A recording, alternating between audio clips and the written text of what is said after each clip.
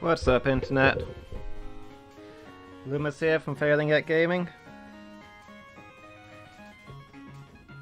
And I've still got the speakers on, that's probably making horrible distortions. There we go. How is everybody tonight? So we're continuing our Pokémon Silver adventure. Our Typelocke challenge. For anybody showing up for the first time, the basic rules are that I can only catch the first Pokemon of each type that I encounter. You see Batman? I mean, if only we could all be so lucky. Hold on. There we go. My bad, forgot to turn on the game video. Glad somebody caught that, that could have been embarrassing. So yeah, where was I? The rules are that we can only catch the first Pokemon of each type that we encounter, and any Pokemon that faints is gone forever, so we have a limited number of Pokemon to get through the whole game. There should be a list under the stream of all the Pokemon that we've got so far. Anyway, where was I? Back to the distraction. Hey, Lady Meow. Thanks for showing up to catch my problems. Particularly since you're on holiday at the moment. That's dedication, showing up now. I hope you're having a good time over there. And all the rip ones, yeah. It's been a bloody run so far. The last one went way better than this one. I still feel really bad about Master Spruce. That was entirely on me, I just wasn't paying attention. That one shouldn't have happened.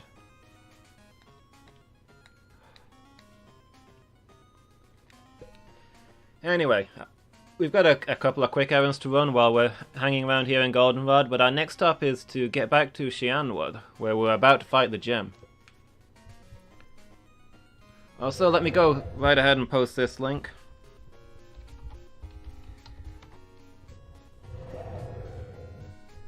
The poll is still going. Disregard the fact that Tyrogue has 2 votes, that is a glitch. It should be on 1.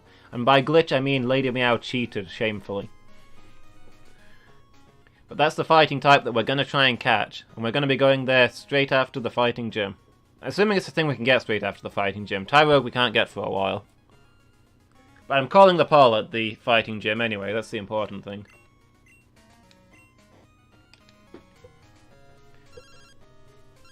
Internet here seems to be patchy. Are you in the hotel right now, or?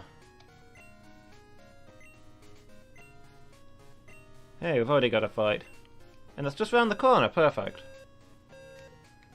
Like I say, I got a few bits to do yet. Let me check we've got money. We didn't spend it all like idiots, did we? No, we're good.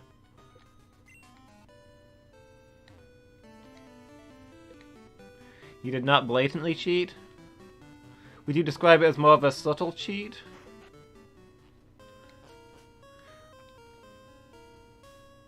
Or is it more like gerrymandering, where you pretend it's not cheating?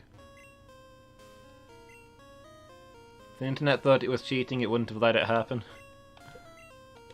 I'm tempted to ask you to have a look and see if it'll let you do it again. But you are on your phone and at a different IP now, so it probably would let you do it for a 3rd time. Okay, so what you're saying is the internet wanted you to vote for... The internet was voting for Tyrogue, so it let you put in the extra vote, is what you're going with. Let's get a haircut for Mystic Meg. We want that Espeon.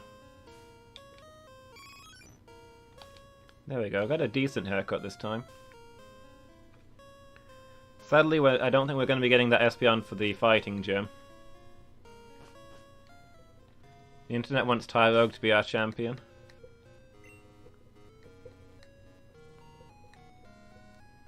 So let's see, what are we putting together? Painmaker's probably going to be our lead.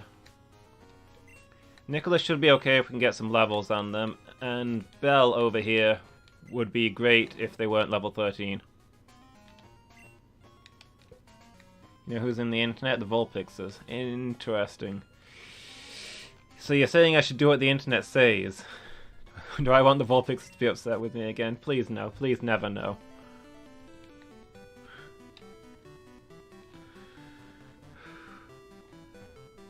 I might let the Tyrogue vote stand. But that still means it's a tie between Heracross and Tyrogue. Yeah, we should check the lottery while we're here.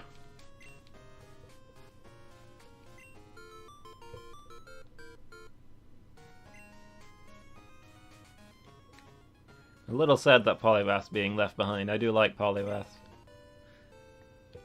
I don't have a Pokemon in this game officially. And to be honest, I will be happy with any of them, but... I don't know, I just thought Poliwrath would do better.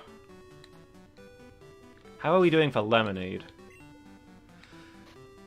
Gotta get to a gym, and we don't want to get there and not have Lemonade, because we can't... We've not got any fly. 26 Lemonade, that's not nearly enough.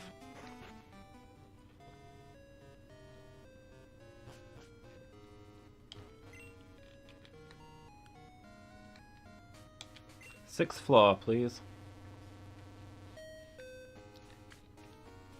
Poliwrath's are cool, yeah, I like them. I had a Poliwrath on my squad the very first time that I played Pokemon. Despite the fact that I already had a Squirtle as my starter, I just had the 2 water types because I just really wanted that Poliwrath.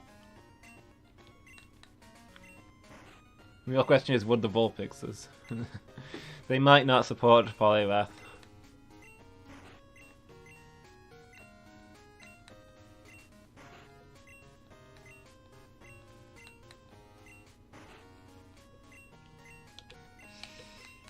You think the Vulpixes are firmly on the Tyrogue side then?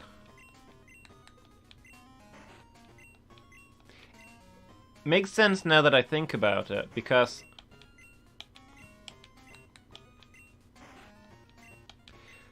Vulpixes are on either side of Saffron City, right?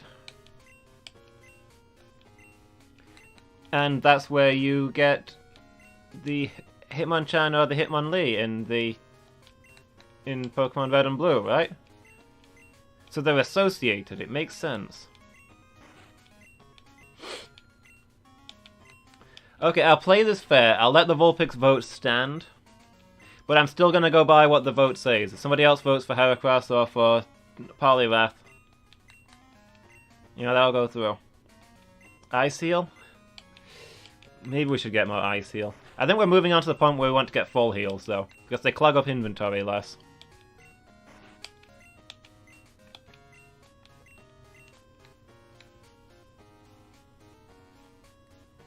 Fastballs, that's a good idea. We do need... There should still be some new stuff over at Kurt's place. We should head down there as well while we're at it. It's a chance to catch up the lower level members of our squad. Can we get anywhere new in here? We can. Ooh, an Ultra Ball. The boxes in here are in a different place on different days depending what deliveries they get. So there's a whole bunch of areas that you can get into and find an item in just on each different day.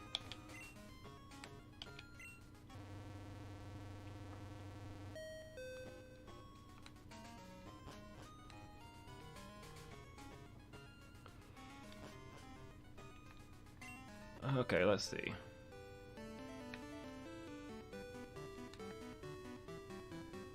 We'll nip up, get this fight and also the berries, then we'll... We circle around to get to Kurt. That's probably for the best, right?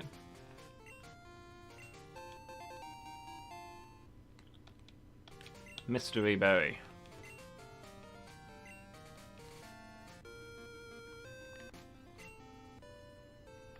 And back on the bike.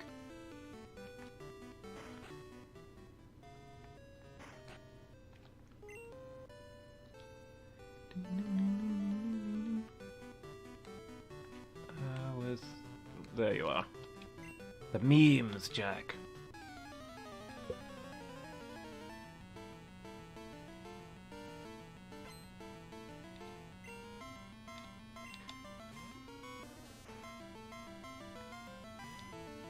They're a lower level than I thought they'd be.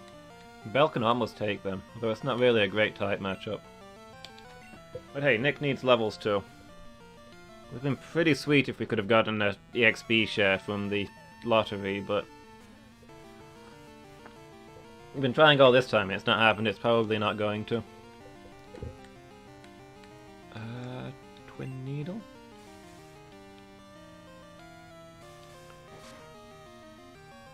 Well, it would have been good if we could level Belle without having to have her in the fights. Speed things up a little bit.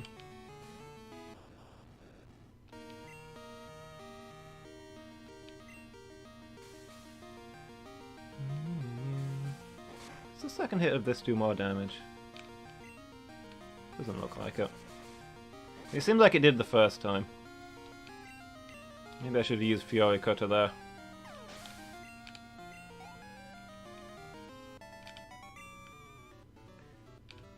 Give me your money, Jack. I spent everything on lemonade.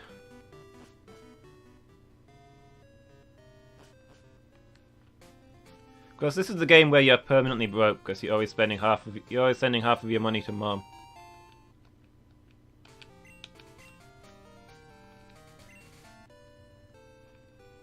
You do get free stuff out of it. Like dolls and posters.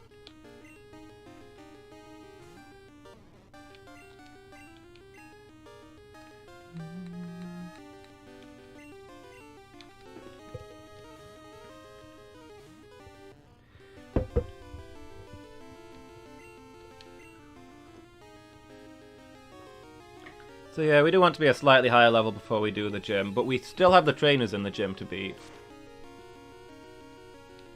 Which should be a fair few levels. Well, I say a fair few, probably not that many, but...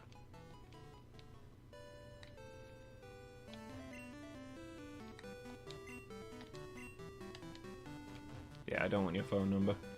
I don't know who you are. Or why.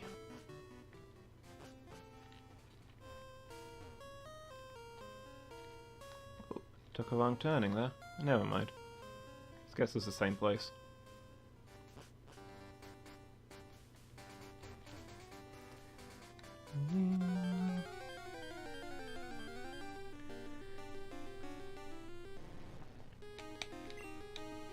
Snake!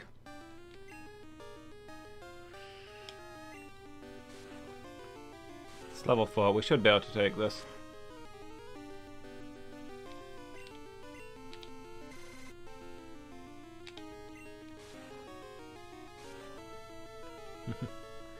Where are we? What's happening? You covering your eyes?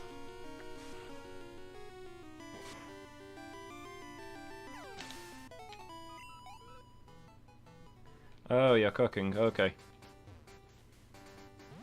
I don't think you're supposed to cook while you're on holiday.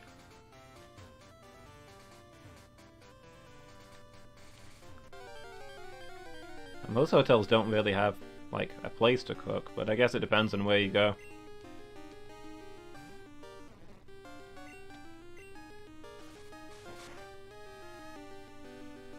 It's totally mean of me to have a snake on screen when you come back to the phone. I mean, I didn't do it on purpose. I'd be taunting you a lot more if I had. Self-catering? Fair enough. You're not enjoying the local cuisine? The facilities suck. Okay. Is it the usual self-catering thing where they provide you with a sink and a microwave? A hob and a microwave, but no oven. Yeah. No frying pan either? What are you supposed to do with the hob then?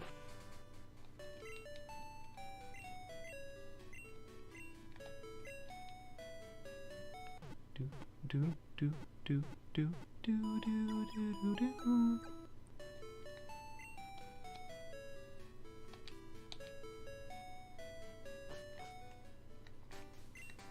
Alright. Yeah, we'll go to Kurt, get the next Pokeball. I suppose we might as well finish our berry run while we try and get some levels onto Belle. And then we'll start making our way onto the gym.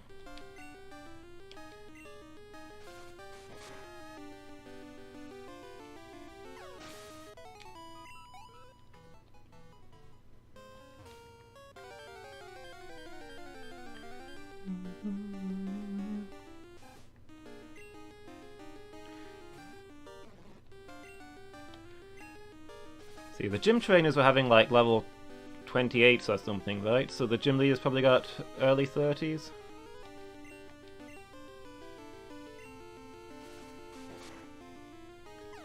The gym leaders were higher level than I thought when we went in. The trainers were higher level than I thought they'd be when we went in before. It spooked me a little. But we should have type matchup advantages.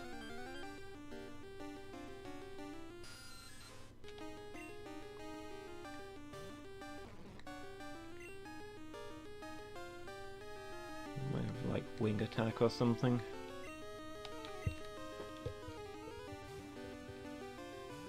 Also, Painmaker's just barely off of leveling up, so hey, let's go for it.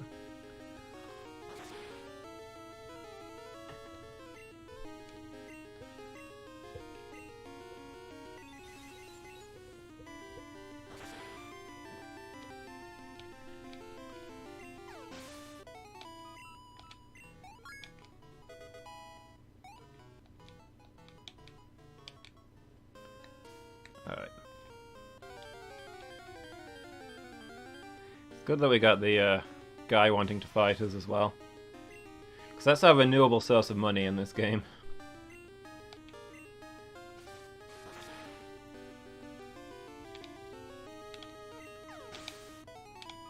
There's only so much story money, but you can get an unlimited money from people who want rematches. So every time we get one of those, we're pushing that limit a little bit higher. That's how we get more late game lemonade.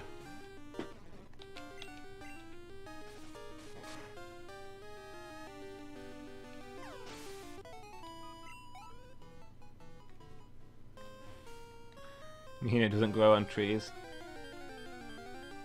It occurs to me that I'm not sure if you can sell berries or not. I mean, they grow on trees, they're infinitely renewable.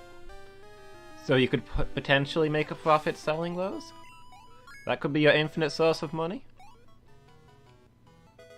Hey, Belle learned sleep powder, nice.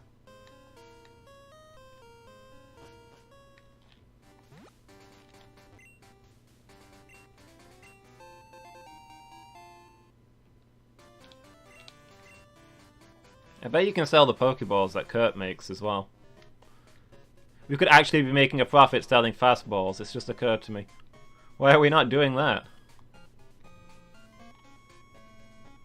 Hey Kurt, I gave you the black Apricorn last time? Heavy ball. It's heavy, bro. Works better on bigger Pokemon?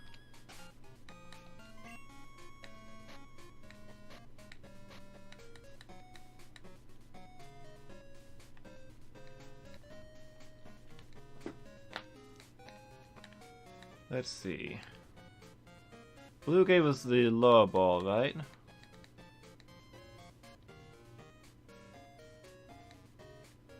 What did the red one give us?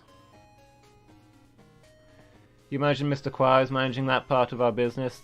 Yeah, I suppose so. That would make sense. We'd just be helping out, I suppose. Pitching in our extra resources. What was the other ball that he made? Heavy for black, fast for white, low for blue.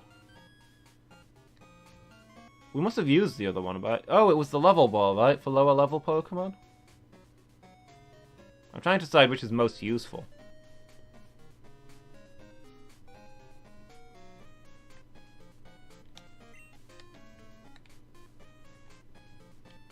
Maybe the low level one. Let's see if we've got any more red apricorns in the old inventory. Leaves me free to better benefact the world by having adventures, that's true. I'm looking for new opportunities while he manages our existing businesses.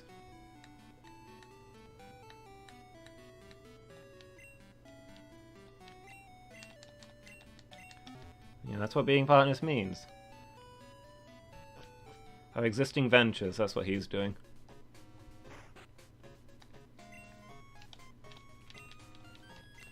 He's just basically, Kurt's just providing me of free samples of the kind of stuff that This is advertising, right? Mr. Qua's selling these things, but he needs people to know about them. That's why I get a free sample every day, so that people can see me using them. Should check on him, by the way. How's it going, Qua?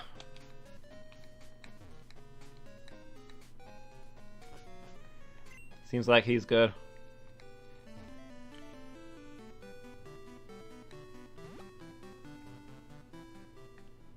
It's heard we've generated some goodwill by healing the lighthouse and putting those wreckers out of business. Did I remember to heal? No, I didn't. It doesn't matter. This cave's tiny.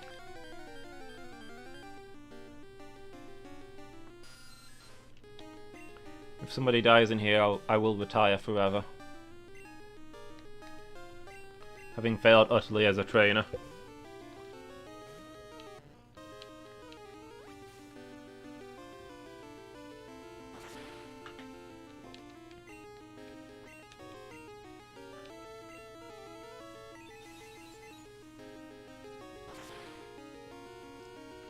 Yeah.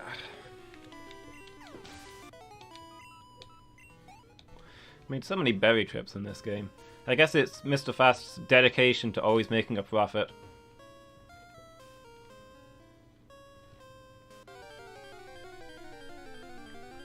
As a nobleman, you know, people have expectations. He's one of the wealthy.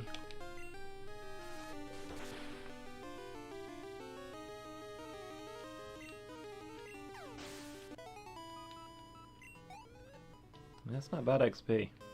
This might be a decent training spot, actually.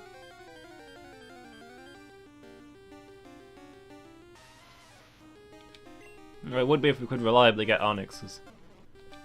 Let's see how this Geodude stacks up.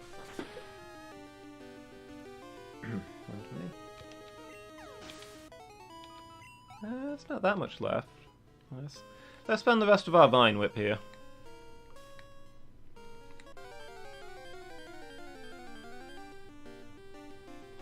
Belle's main issue right now is that her only grass move is Vine Whip, which is terrible. Like, 10 PP, why? It's not a good move. It should have 40. It's the equivalent of Bubble or Ember.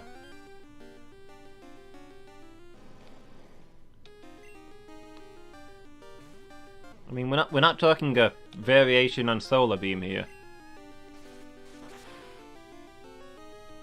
It's power 35, I think. It's on par with Tackle.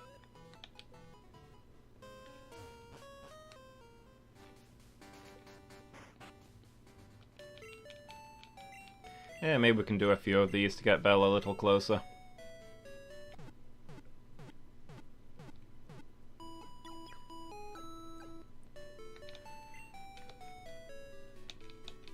She's determined to become strong after what happened to Master Spruce.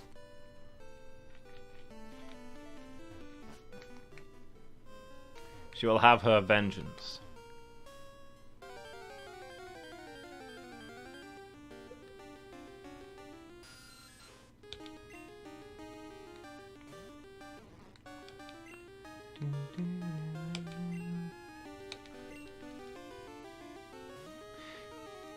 Ideally we want Belle and Nick, probably level 28 to be useful in the gym. That feels like a long way off.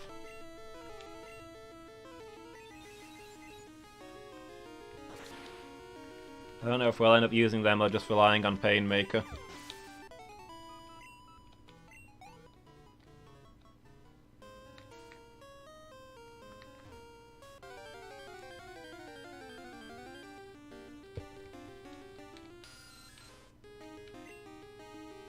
I don't know what the next gym leader has. I mean, he has fighting types, but I don't know which Pokemon he's got. But I'm worried that he's going to have a Hitmonchan, and that's going to be an issue. Because the 3 Pokemon that we're going to be using against him are Elemental.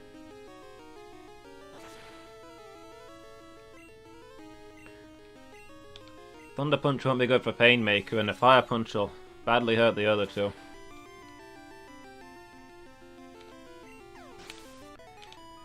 But maybe we can switch to Lady Bar when that happens. If Hitmonchan comes out. There's no ground punch after all. I suppose it might know Earthquake theoretically, but that's more of a Machamp style move to have. Stop it with the Zubats. Just give me Onyxes. Non-stop Onyx, that's all I want.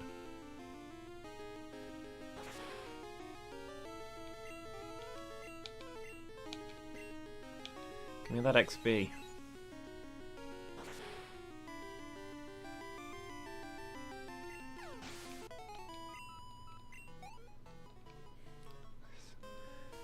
It's not even worth decent XP.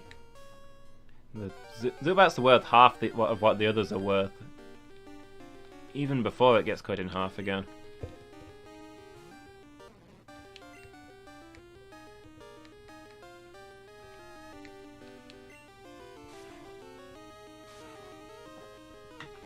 Save that Vine Whip, I suppose.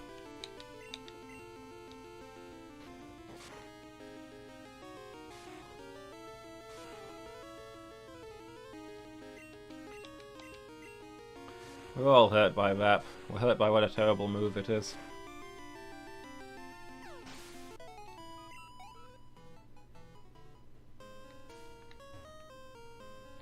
Not sure when Belle learns something good.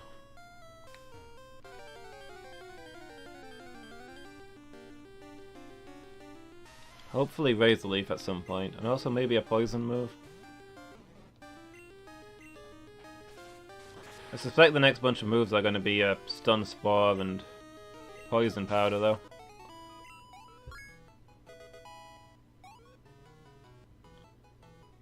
No? Okay. I think in Gen 1, Bellsprout learns the 3 status moves like one level after another each time.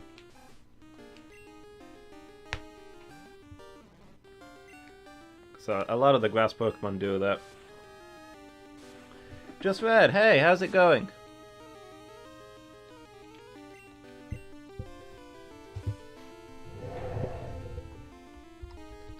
Hey, we've got a poll going for which fighting type we're gonna catch if you want to take a vote. If you click on the link there, it should come up with a place where you can vote for which fighting type you want. Thought I'd throw that out really quickly in case you're going somewhere, because we've currently got a tie. Yeah, it has been a while, dude.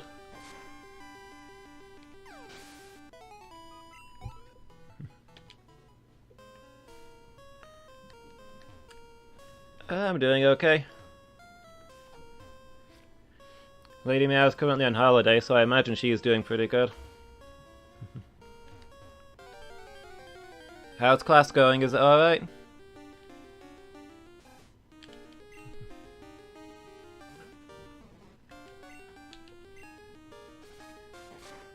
Yeah, that's fair enough.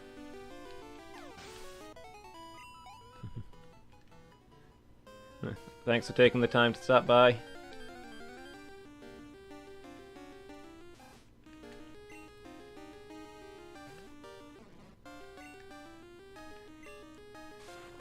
Yeah, so the big thing is we were talking about which fighting type we want to catch. There's 3 of them we can get. So we're trying to have a vote for it. Currently tied between Heracross and Tyrogue. The bug fighting or the kind of the random fighting, because we don't know what it'll evolve into. Poliwrath is lagging in 3rd place.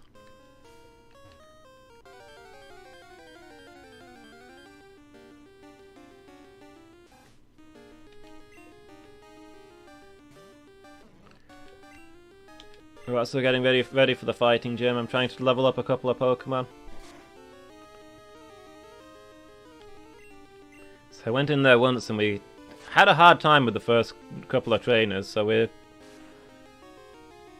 wandering around getting some berries, grabbing some levels.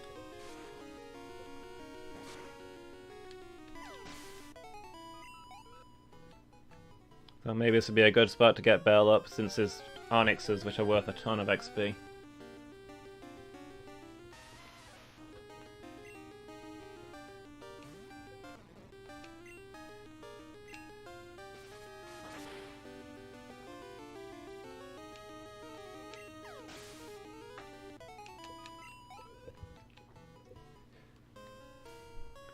See, if it was nothing but Onyxes and Geodudes, we'd be level 20 by now.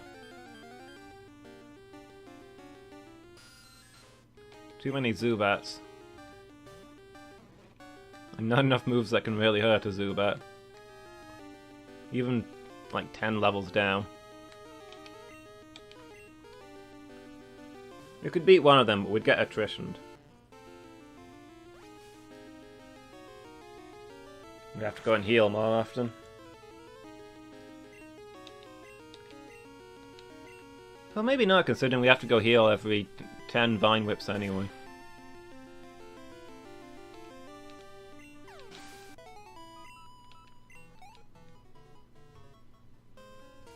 Polysue is listening in.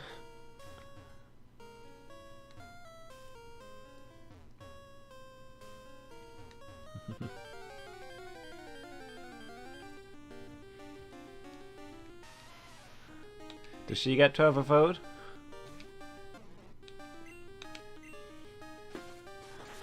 I'm tempted to say only if she tunes in on her phone.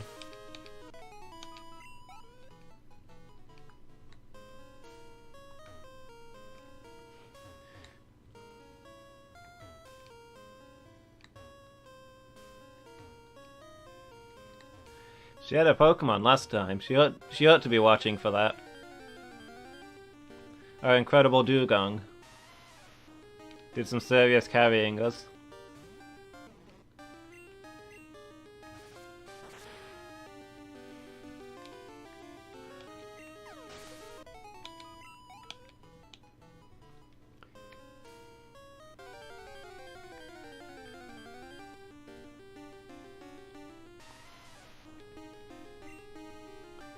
I suppose she could have a vote.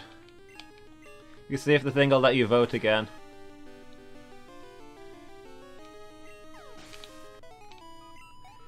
I'm not sure about these ballot stuffing tactics though. First you vote for yourself, then you get the Vulpixes to vote, then you get Polysue to vote.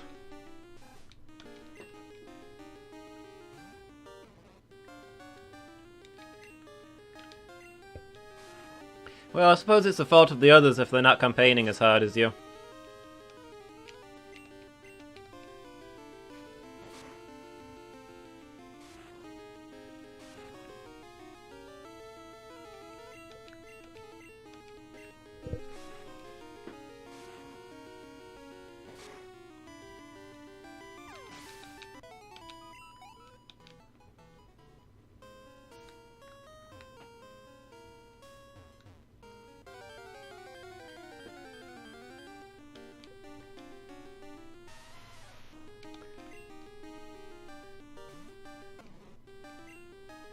Okay, when we've used all these Vine Whips, we'll move on. I don't like spending too long just standing around grinding when people are watching, but it's also kind of a thing that we need to do. I'll say no to the poison powder. If I want poison, I'll get toxic. Sleep powder is better.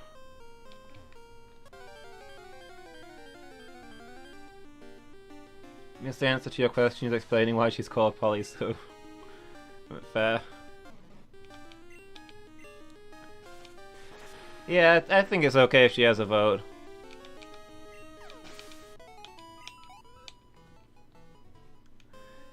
I texted the link over.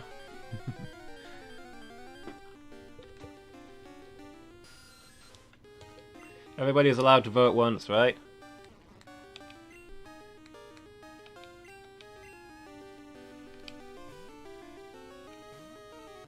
I hope she votes for Poliwrath just to spite you, though. That will amuse me. How can Polysue not vote for Poliwrath?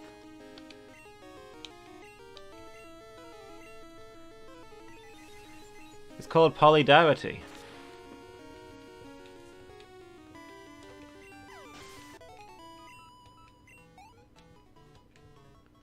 It is still a tie, Narellan. Or it was last I checked. Just Red came in, and I don't know if they voted or not, because they disappeared pretty much immediately. I sensed the screeching of a teacher in the distance.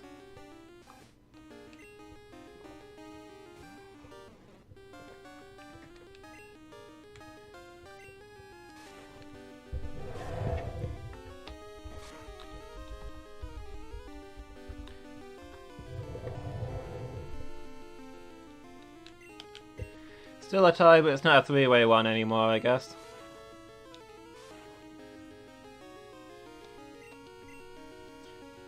Lady Meow has negotiated for the extra tie road vote to count as the Vulpix vote. I've been intimidated into going along with it. How are you today anyway, Norellon? You doing alright?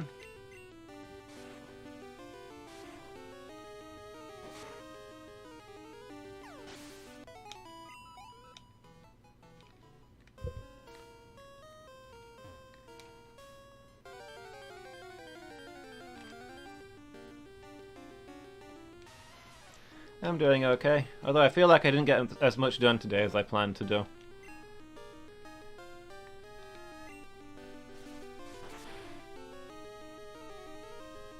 Things kind of fell apart this morning, then I've been rushing around to catch up on them.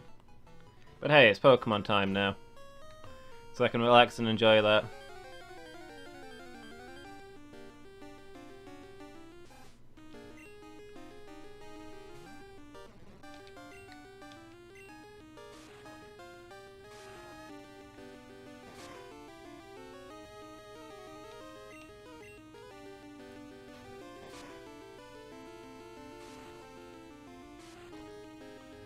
This reminds me I meant to message you earlier. I was going to ask if you're going to the Sunday thing, and also if you know where the Sunday thing is, and also if you will be driving past my house on your way to the Sunday thing.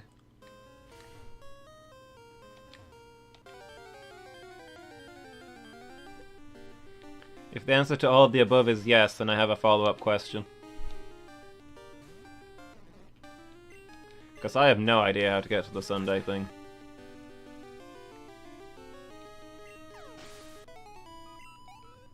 Never actually driven anywhere near there in all the time I've had a car. Like, I've had a car for, like, how long has it been now? Like, 12 years? But I only drive to work and back. That is the only place I know how to drive to. If I had to retake my driver's test, I'd be okay as long as they asked me to drive to work and back. If we go anywhere off that route, I'm just gonna panic. What are these unfamiliar roads? Where do I go now? You were gonna message me?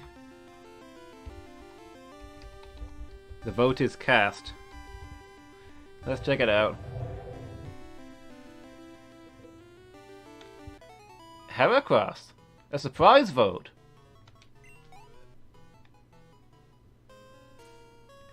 Can tell you didn't force a vote by the vote she made. That was your least favorite of the three, right?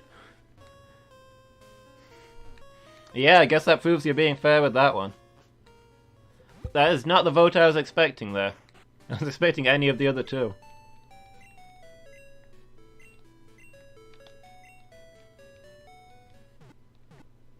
That's cool, though.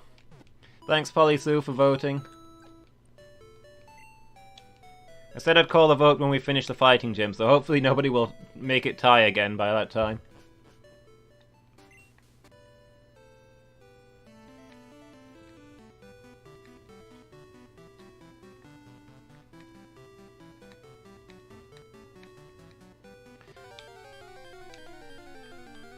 Secretly, Polly Sue isn't even present. Lady Meow is just faking more votes for her least favourite Pokemon in order to make it look like she wasn't rigging the vote because she got called out last time.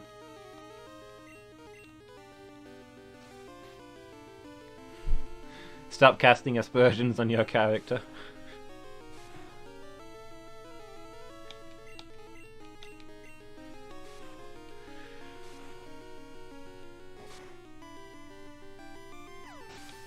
Look, there's no law that says you can't accuse electoral rivals of fraud and generally defame them. In fact, that behaviour is encouraged in politics for all that I can see.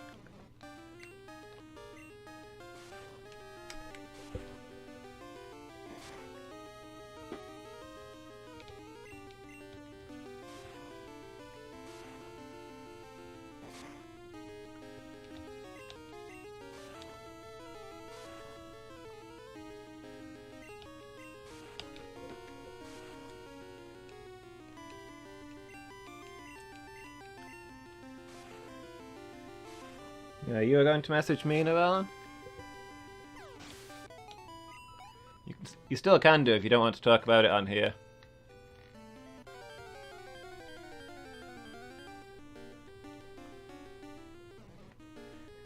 It's okay, Belle can outcoil the snake.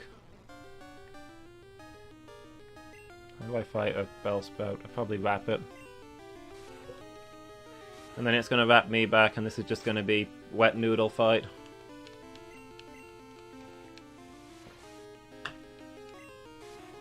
Never mind, it's using growth. Obviously it's setting up for a good flamethrower.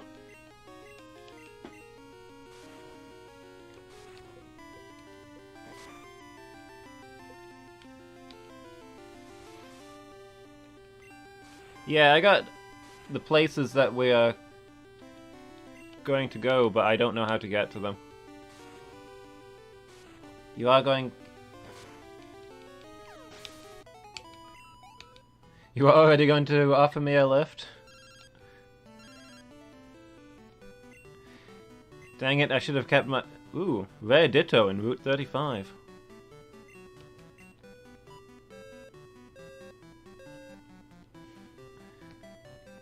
I should have kept my mouth shut, and then I could have been all, you know... I suppose I could accept a lift since you're offering, instead of it being me now owing you a favour. But it's too late. I've admitted my need, and now I'm in your debt. Yes please, Noellen. What time do I need to be ready for, do you know? It's like a 1 o'clock start, right? So, do I need to be ready for like midday?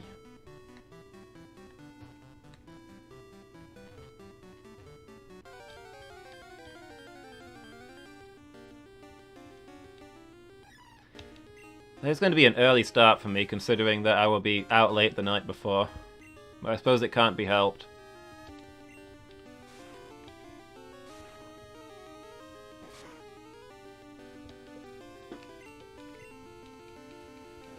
I am not a morning person.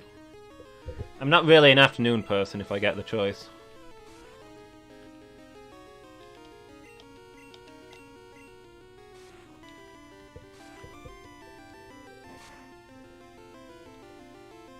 Well, I can't get my sleep cycle... Stop using synthesis!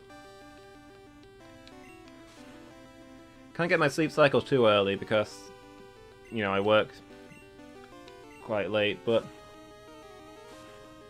I have been falling asleep earlier lately, so maybe I can... maybe I can manage.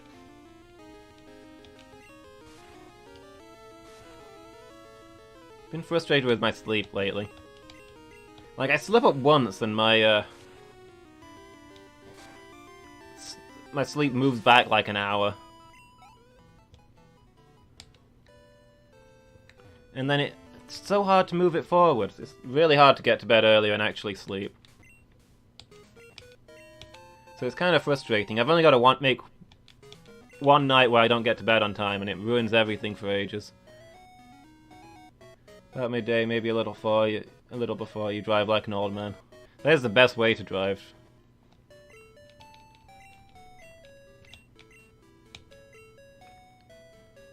People make fun of me for driving too carefully, but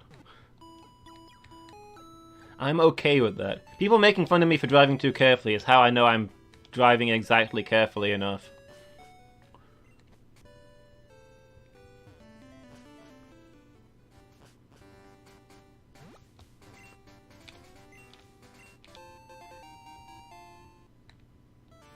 Yeah, thanks for that, Noellen. That's one anxiety I can tick off my list.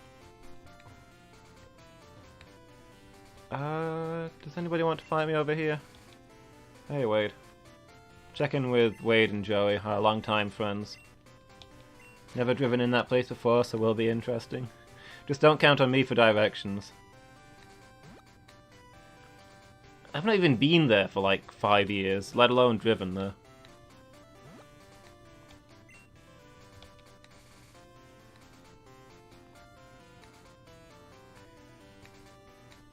Yeah, people can make fun of my driving all they want. I have never been in any kind of accident in all the time I've been driving. Not so much as a scratch. Not everyone I know can say the same. This is the last berry, right?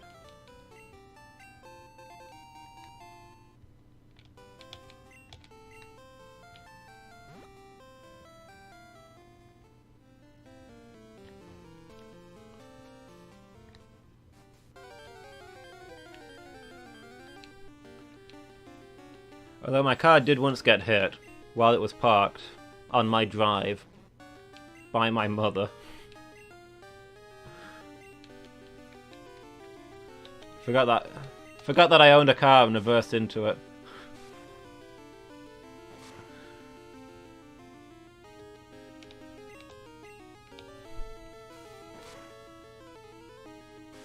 That could also be because you only drive to and from work. That is fair.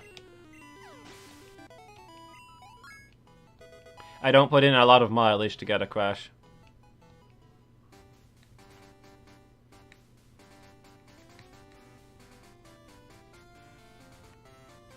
Did I get the one from over near Mr. Pokemon's house?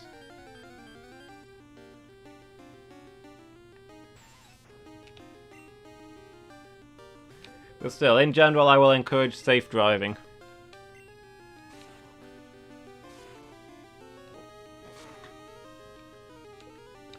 Like, I feel like people don't appreciate how fast 30 miles per hour is.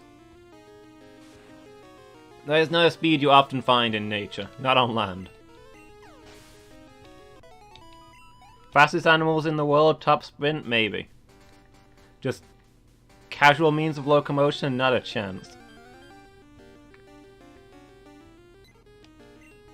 And you're doing it in like this heavy armored metal vehicle. That's... You'd think people would respect that, right?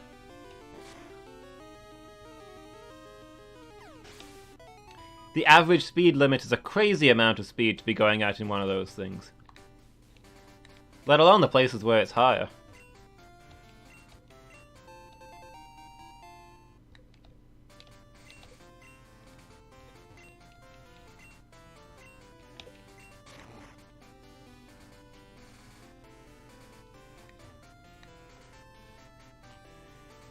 I don't know, I feel like if people thought about it, they'd think, oh wow, driving is actually terrifying, let's be careful, but it's just an everyday thing to them.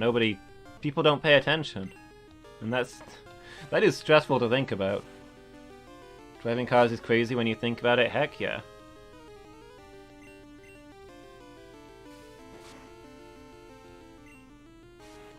I mean, sure, it's doable, people do it all the time without crashing, but you know, let's not take chances. Let's stick to the recommended speeds, don't look at your phone kind of thing. Like, seriously, why would you do something like that? In one of those death traps. On the road less than average, I'm gonna have fewer than average accidents, yeah. That's fair, but I feel like I've still done fairly well.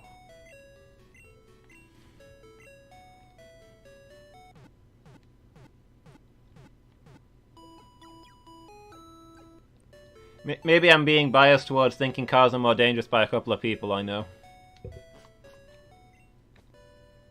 And inflating my own driving skill in comparison. But no, I would say that I'm not a good driver, I'm a safe driver. I'm probably a safe driver because I'm not a good driver. It makes me paranoid. That's why I don't like traveling to new places. I can't drive safely and navigate at the same time. Well, that's asking too much from me.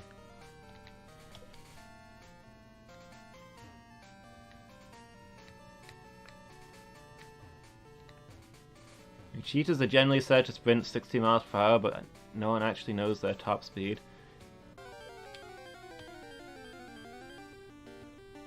I feel like that number's been inflating for years. I guess as people notice a cheetah moving faster and faster. I remember as a kid being like, wow, cheetahs can run at 30 miles per hour. That's the same speed as a car.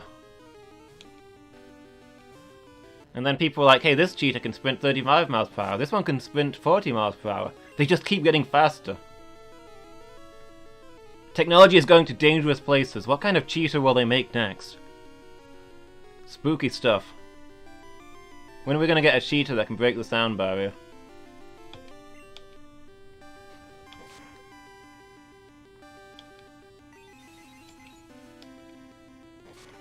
Well, I think the thing is, a cheetah can run 30 miles per hour for 5 minutes, or sprint 60 miles per hour for less than a minute. And then they're about done for the day.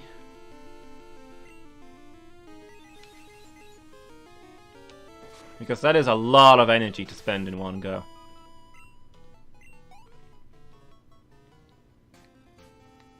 Not keen on going to new places either? No. Some people I know drive for fun and love to go to new places, and that's just alien to me. It's stressful, it's hard work, stop doing it.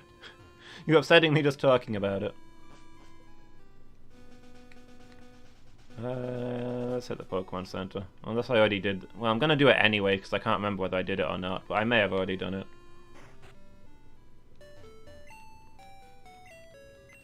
Cheetahs have only been clocked speed-wise, chasing lures, never actually cheetering. Okay, so there's environmental stuff there, then. The cheetahs might just see themselves as having a fun run with the nice humans, or that kind of thing.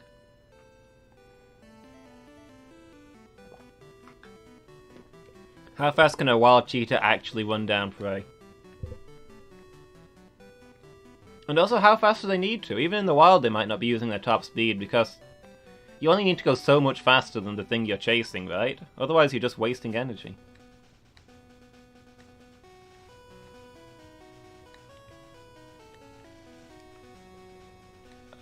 Let's train here for a while. This is probably the best place we've got for training. Other than the sea, but that's not really suitable for either of our types. They also dodge and weave way more than people thought.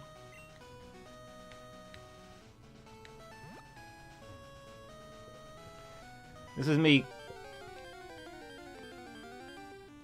How come cheetahs are allowed to cheetah but other meows aren't?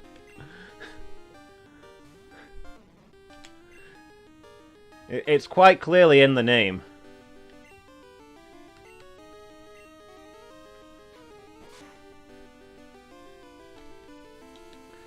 Lady Meow, you can meow all you like, but if you start cheetering, then that's cultural appropriation and I'll have to ask you to stop. Seeing how much that tackle did makes me think this Raticate would have a really painful Hyper Fang. Let's swap out. Nicholas, have you got this?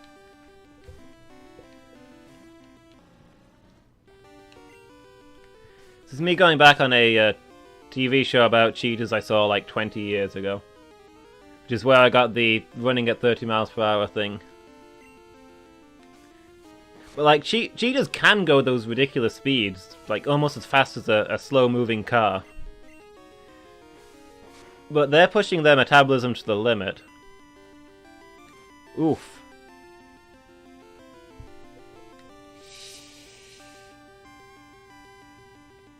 We strike first. No, I'm not gonna chance it. Let's get somebody else out.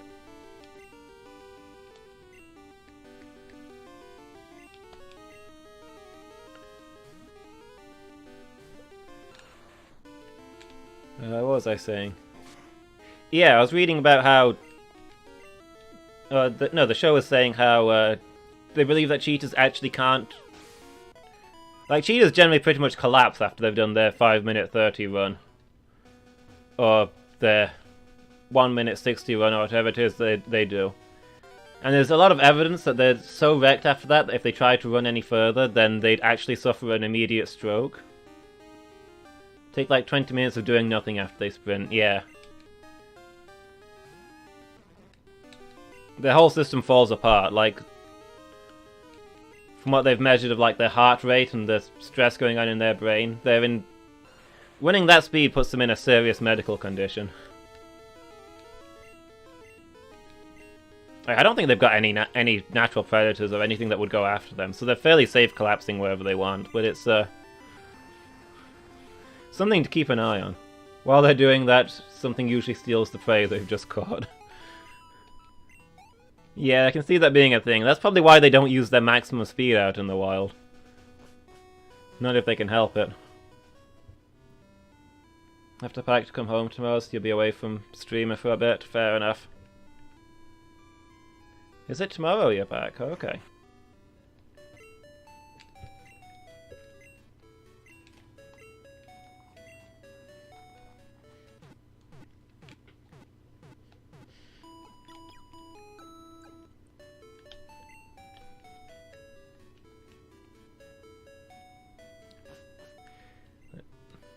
That might actually make... I didn't realize you were coming back that soon. That might actually make Angel a little bit grumpy, because you were supposed to be running as a campaign for just the two of us while you were away. And we did character creation, and then we cancelled last week, and... We've not actually played the game that we're supposed to be playing while you're away, is the thing. Although I think you did say that you're going to be busy for the rest of the month, right? Probably with your NaNoWriMo? Actually playing Fork Knife and harassing female streamers, of course. I don't know how I could have misunderstood.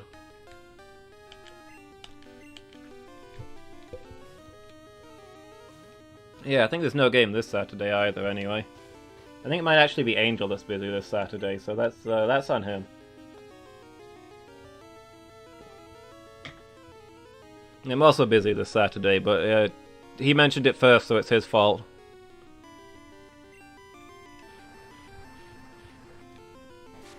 Can we get something other than Raticates with horrifying Hyperfangs, please?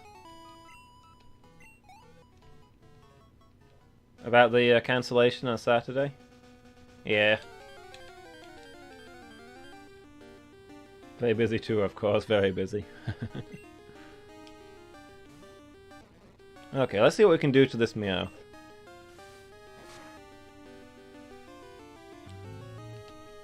Oh, come on. Bell, crying out loud. We need Bell to get a decent move. Very important, you know. Of course, very important.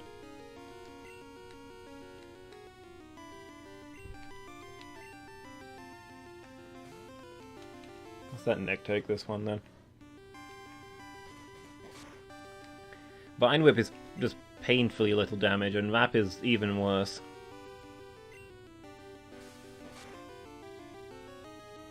These things are just going to I was going to say tradition. Tradition's not the word I was looking for. Attrition, that's what I wanted to say. Going to out-attrition her.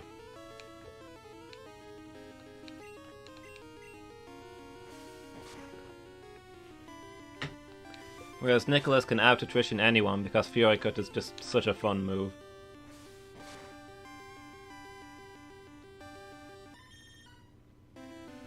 Use Payday Meowth. Give me some money, please.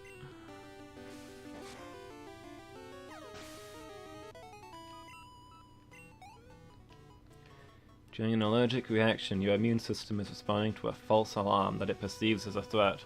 Good to know.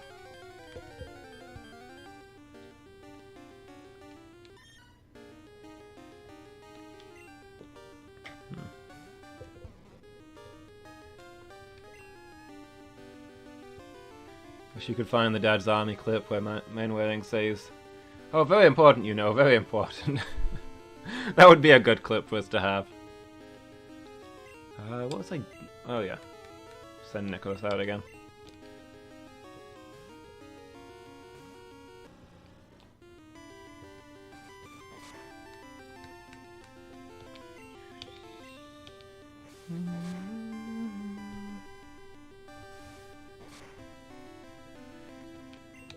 Yeah, I'm actually kind of glad Angel was the one to cancel it, because I kind of messed up. We're going to the theatre this Saturday.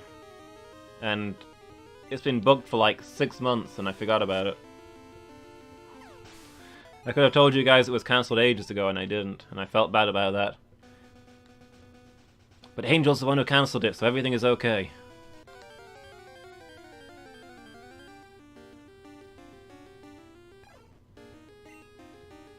Far-fetched.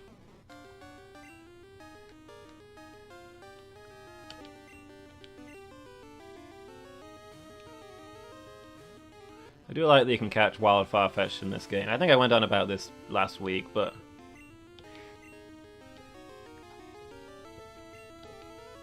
these are like... They're in Gen 1, but you can only get them through trading, so they're obviously native to this region. They're really Gen 2 Pokemon that we saw early. And I like the idea of that.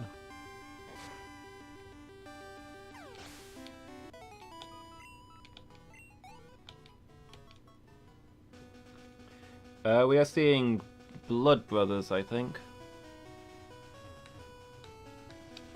I don't really know what it's about, but it's a name I've heard a lot. It's a famous one. So I thought I should go see it just for that.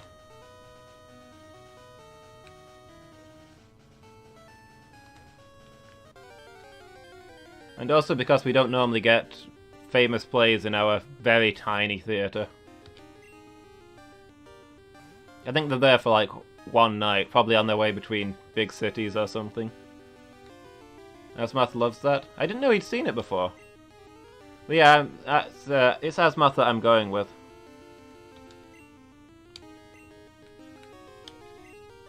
Stupid Magnemites.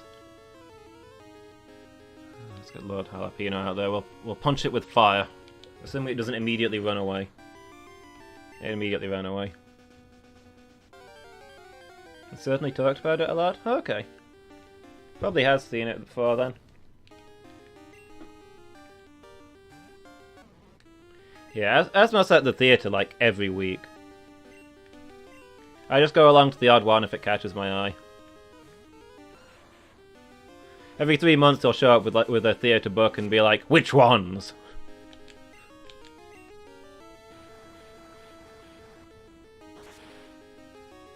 It's been some good ones, to be fair. I usually have a nice time while I'm there, but it's not really my thing in the same way that it's his thing, you know? Stun Spore.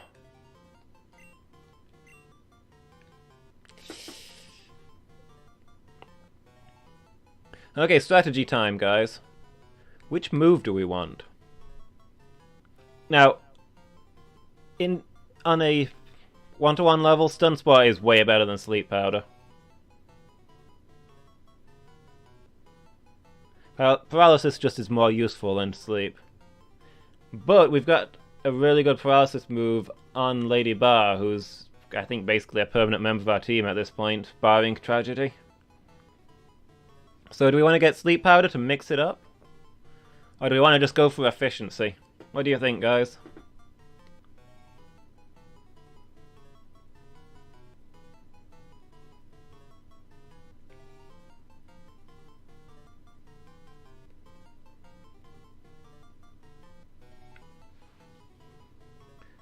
Stream stopped for you. Hope I didn't say anything interesting. We haven't done so far. Why would I start now? I was directly talking to you, though, about the theatre stuff. Saying how Asmoth is basically permanently at the theatre. Just drags me along occasionally.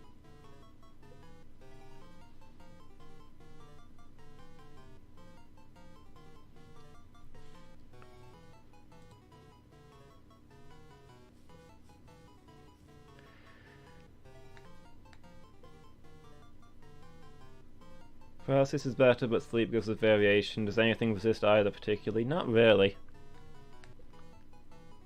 If it was in later gens, then Pokemon might be immune to paralysis and vulnerable to sleep, but in this gen there's no abilities yet, so we might just be better off with the paralysis. The only real situation that Sleep Powder would be better for is if we had somebody to combo off of it with like Dream Eater or something, but I think we're probably not going to be going down that route.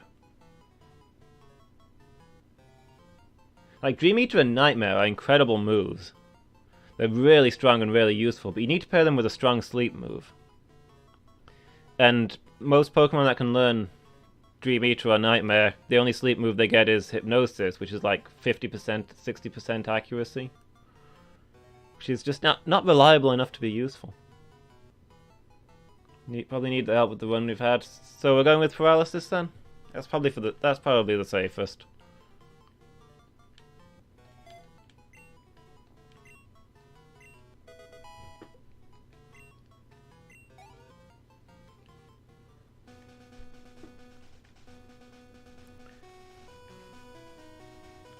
Sure, Sleep locks them down completely, whereas Paralysis is a chance each time, but Paralysis lasts until they cure it, whereas Sleep just goes away on its own, sometimes very fast.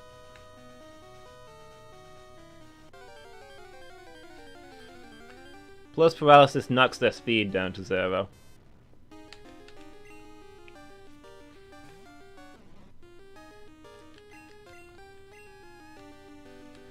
Okay, we've seen all 3 of the status moves anyway, so hopefully Belle's going to learn an actual attack soon.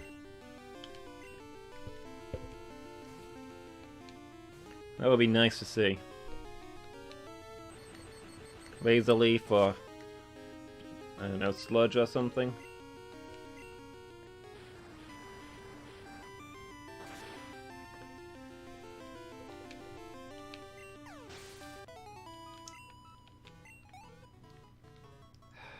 Just short.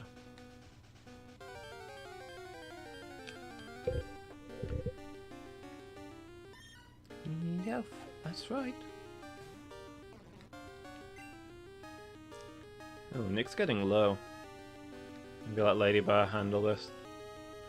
Do I tag in Painmaker because this thing's probably got bite. Must have caught a Bellsprout when you played the first three, but don't remember them at all. Are you a hot or a cold player? Because Bellsprout are blue exclusive. You played red, right? You would have gotten Oddish instead? So you probably weren't seeing them on a regular basis, or using one. Let's go and heal.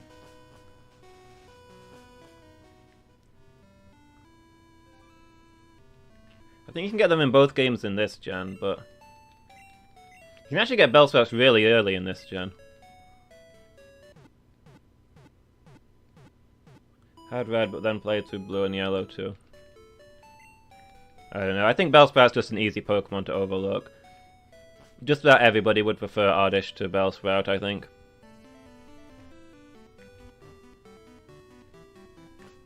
Just got more character.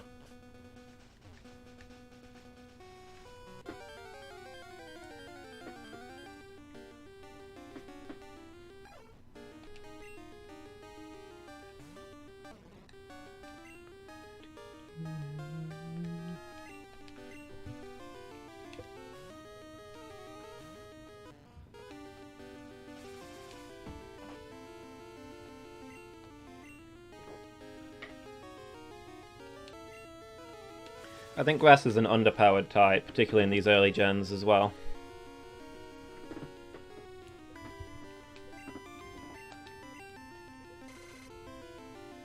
Most of the things that they're good against have secondary types that counter them really badly.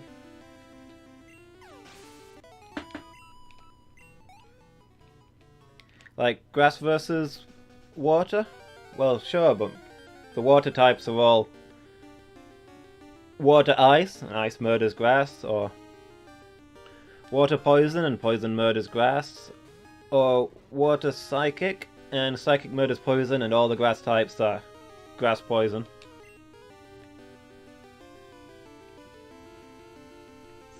Similar thing for Grass versus Ground. Grass has problems. Whether Fire meant you weren't too interested in Grass? Fair enough.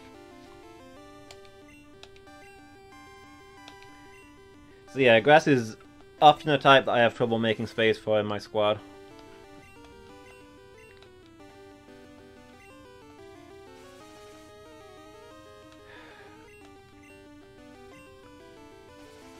Never gonna hit this, are we? Okay, there we go. Painmaker, you're attacking with your mind. What does it matter that there's sand in your eyes? What Scyther is it? Grass Scyther is bug flying.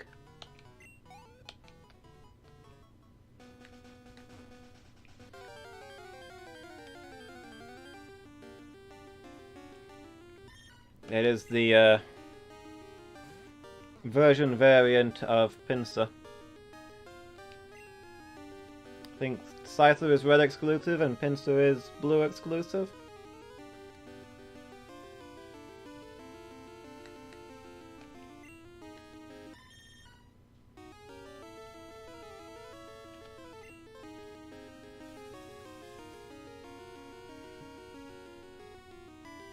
Yeah, Scyther looks awesome.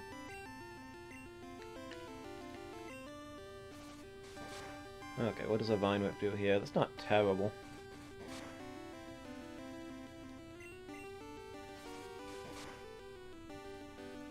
Although considering that we've got the same type attack bonus and we're a higher level,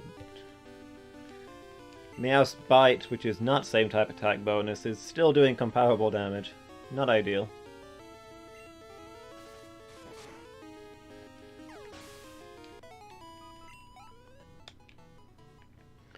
Yeah, Scyther looked awesome. I was never... I don't know. I had mixed feelings about the evolved form that they gave Scyther.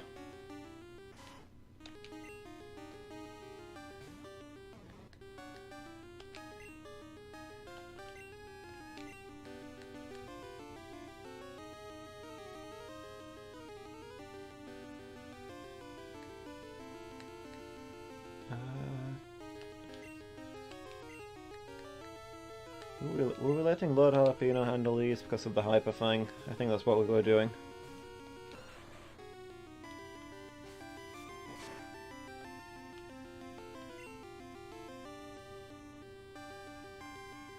I don't know. I've not really looked at the evolved form since I was a little kid. I was put off by it as a kid because it loses one of its types to get the new type. So it changes from being Bug Flying to Bug Steel. I was like, but you're losing one of your types, that's a problem. And, which is, it's not really a problem. That's just kid me being dumb. But also, I think its speed drops quite a bit.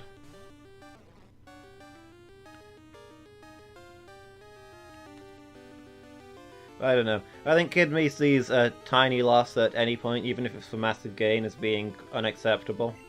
Whereas on evaluation, it's probably a solid Pokemon. I don't know if I'm sold on its look, though. I don't think it looks as cool as the original Scyther.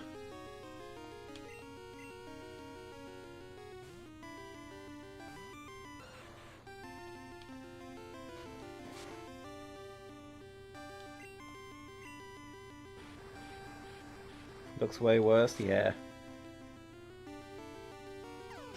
Just nowhere near as stylish.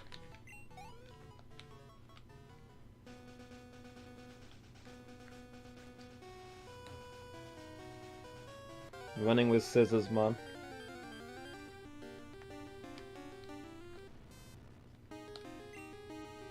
Magnemite. I will have my revenge. It's your fault I'm walking everywhere.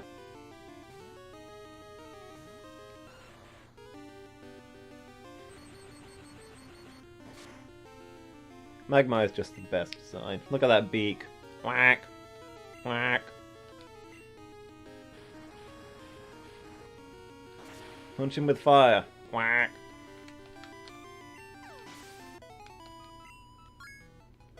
Level 20. We're getting there. It's a fire duck. It swims in the lava. Oh hey, a snowball.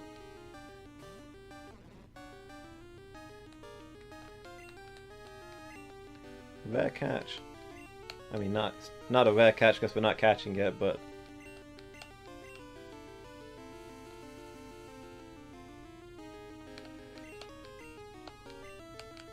This will be one of our options for a fairy catch if fairy existed yet.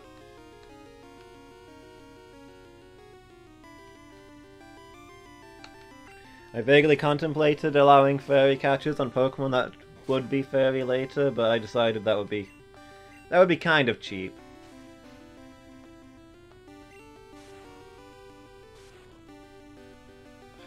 Well, you need to get an attack that works. What does Vine Whip do here? Yeah, it's better.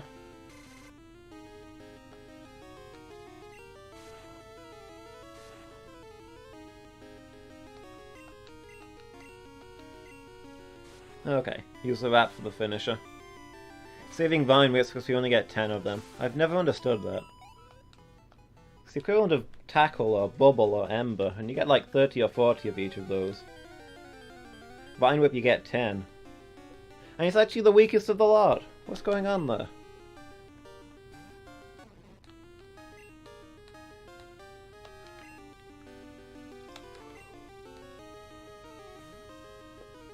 I am perpetually outraged by Vine Whip in these early games. Why do the Magnemites flee? There's all kinds of rare and unusual Pokemon on this route. And the one that flees is the Magnemite? Nobody cares about Magnemite.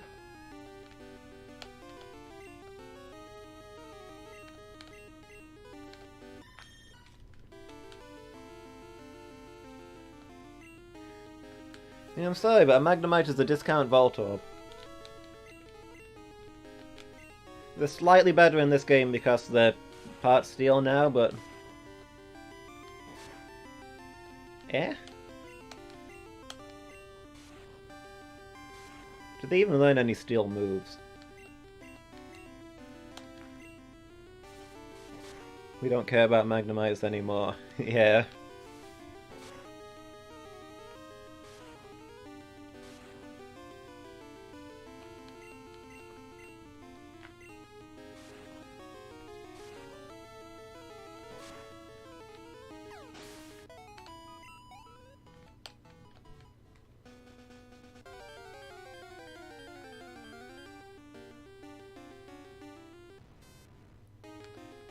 Where did all the cows go?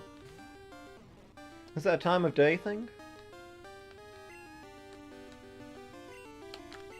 Last time we were here there were cows everywhere, and now there's Farfetch'd. Is there a different rare Pokemon at different times of the day?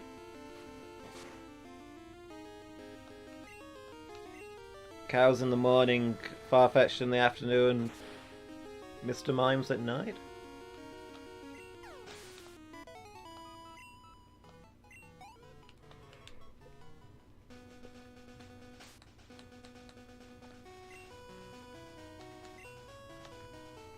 Quarter past 11, which the game considers to be afternoon.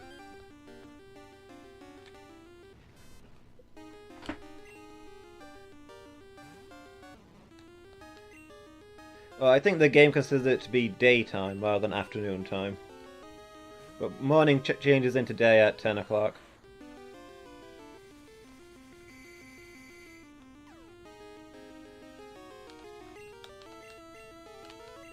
Come on, punch it. Oof! That self-damage did more than I thought it would. Let's get you out of there. Who else can beat up one of those things? Lady Bar, I guess.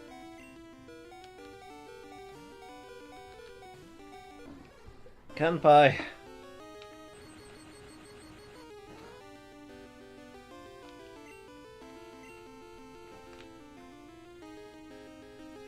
Thunder moves. This thing is going to flee before I can kill it. There's no way it's not.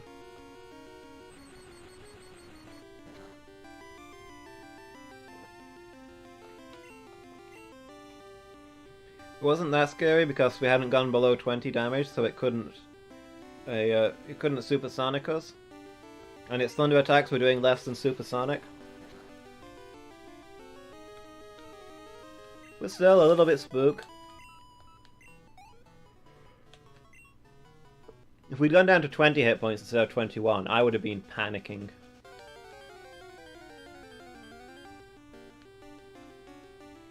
Would have been full on freak out.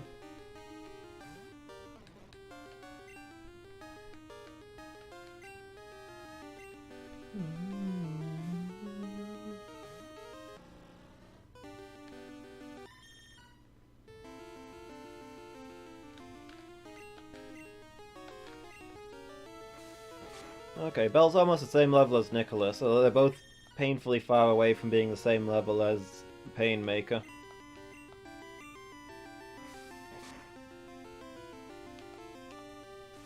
I don't want this to be a grinding session all day, but the next gym is scary.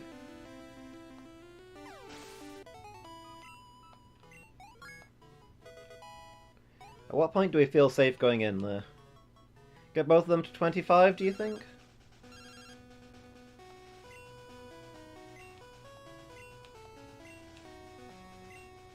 Route 32. I guess we can go do that. We need to go heal anyway. 32 on the right side here. Yeah, I know who this is.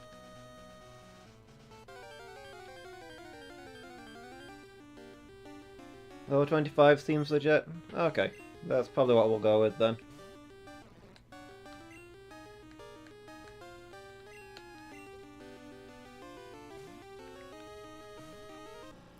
Which I think is still going to be rough with the leader, but we might be able to get some levels off the trainers. And to be fair, these are only going in as backup for Painmaker. Painmaker ideally will sweep, but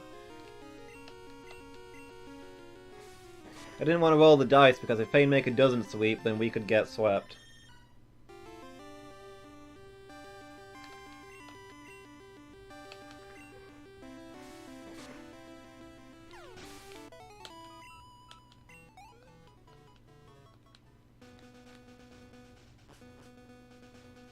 Yeah, we do not want that.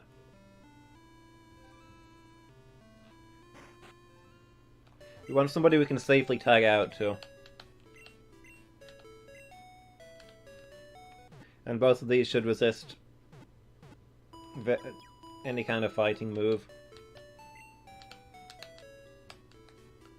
They'll give us a chance if Painmaker gets lower, if they have some unexpected type matchup. One of them has a weird dark move or something. Don't know why. My instincts are to go around the grass even though we want training. A Pidgeotto! I didn't know you could get the evolved form here. Must be a rare.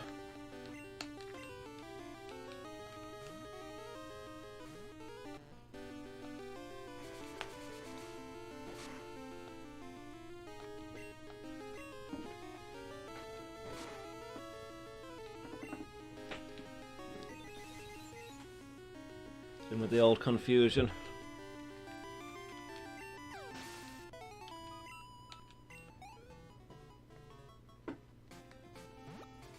I'm not sure what level Painmaker evolves at.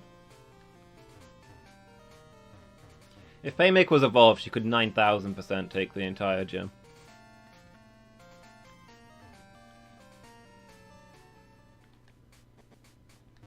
But I think she evolves quite high.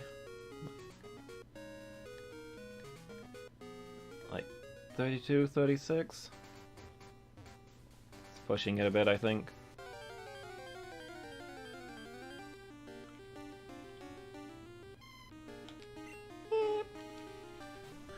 I do like Mareeps.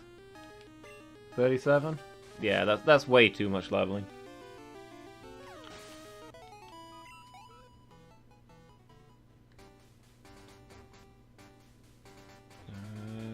There you are. Let's see what you've got, Kakarot.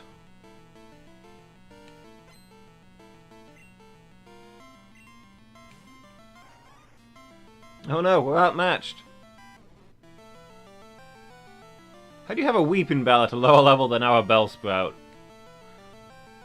Hacks! I call hacks.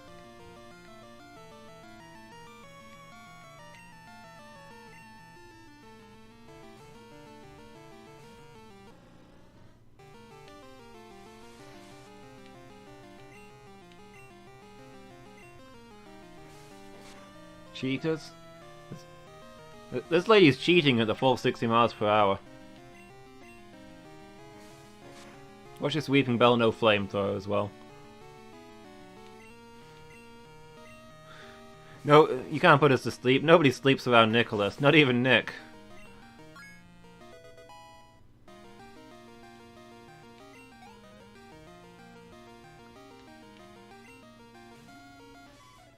You need Arena. Probably swap here. In case it has a ground move, and we are poison.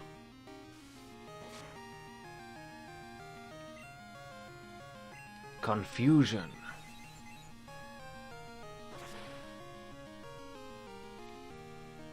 Confusion is a powerful ally.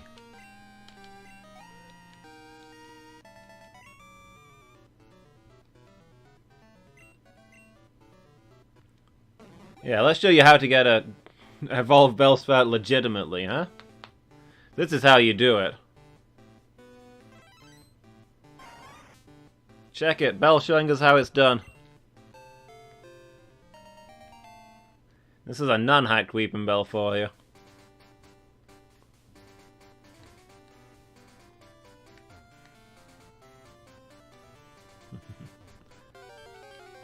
Part of me thinks I shouldn't have evolved there because it'll delay getting a decent move, but in a Nuzlocke, those extra stats from being evolved are just too good to pass out. To pass on? Yeah, pass on.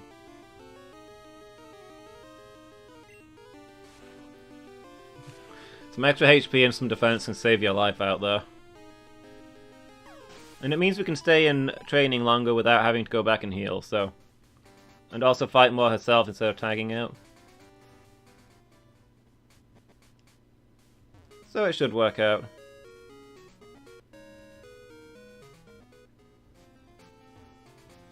Alright, let's get back to the front lines.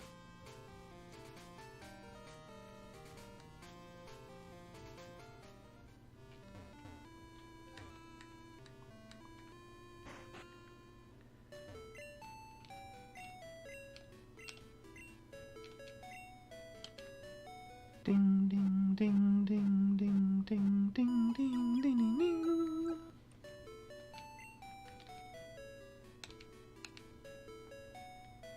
We hope to see you again soon. That's not a comfortable thing to hear from a vet or a nurse or any kind of medical practitioner.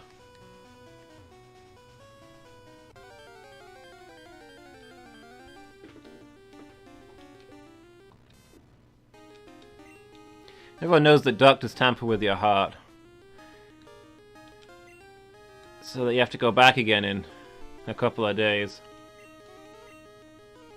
But you can't do anything about it because they're tied, you know, to the Mafia.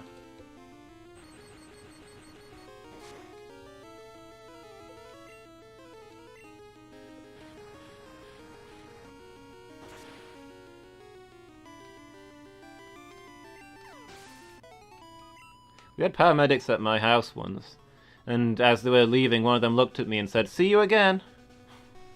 It's like, no, never, don't, no. Never say that.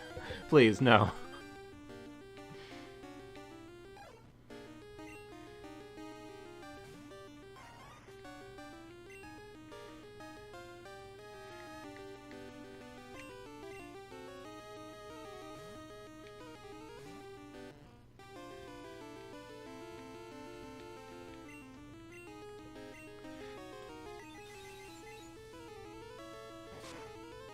I mean, it wasn't anything serious, like the paramedics were able to resolve it on the spot kind of thing. We thought it was a bigger deal than it was, but nonetheless would not like a repeat.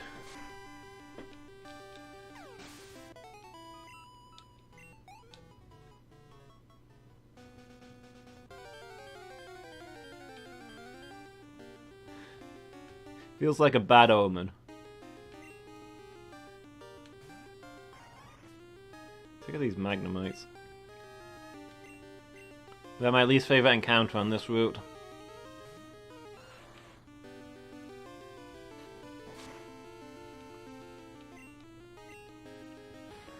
Doesn't even feel like good revenge anymore.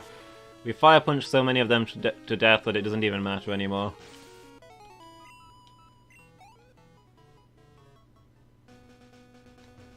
Like, after destroying a certain amount of villages, it stops being revenge and starts being you're kind of a psychopath.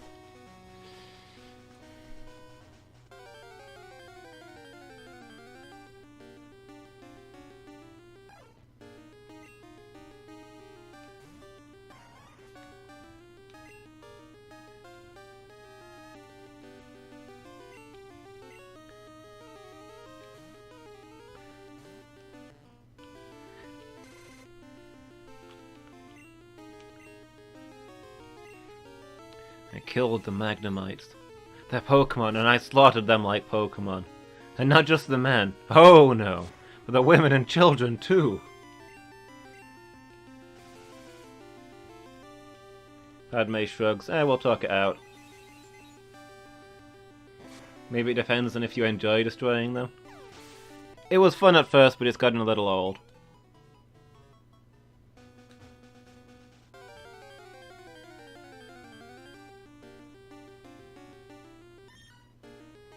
Also, I have to switch Pokemon, which is not ideal.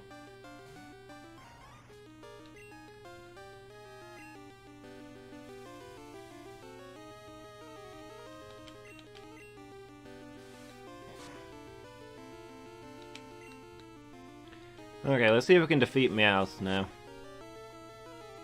Hey, that was not bad. This evolution is working out for you, Belle.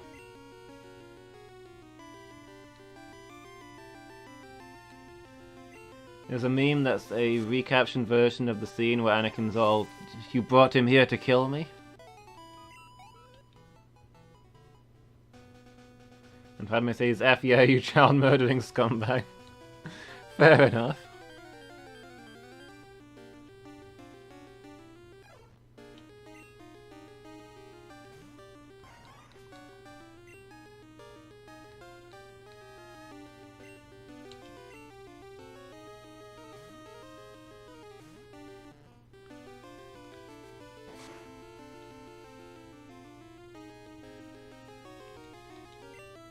See,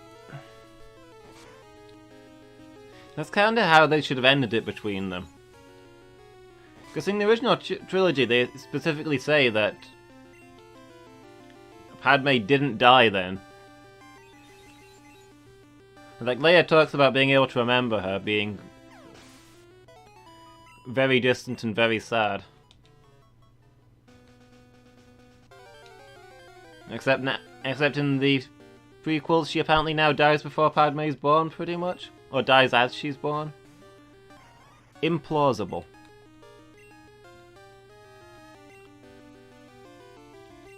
Okay, everybody miss.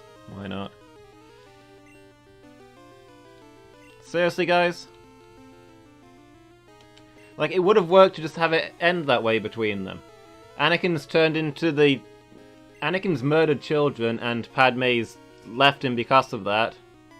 And she's eventually dies of sadness over years because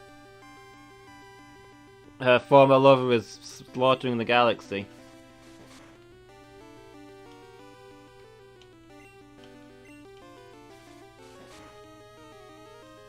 It doesn't have to have Anakin... It's less powerful to have Anakin choke her out and then have her spontaneously drop dead over seconds because she's lost the will to live.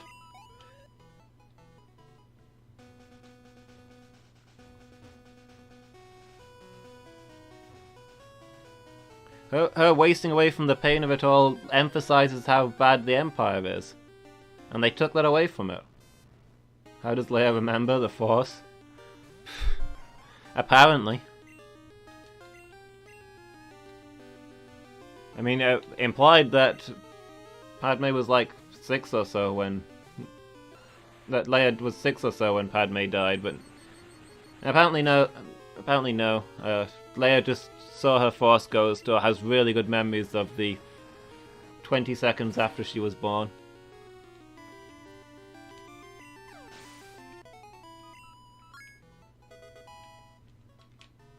Level 22, we're getting there.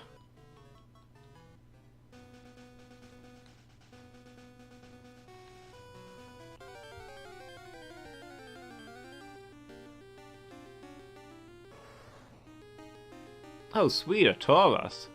Can't catch it, but hey, that's a rare catch right there. We were talking about where all the bulls are, right? You can catch the cows here, but not the bulls? Nope, there's cow right there. Oh, bull right there, sorry.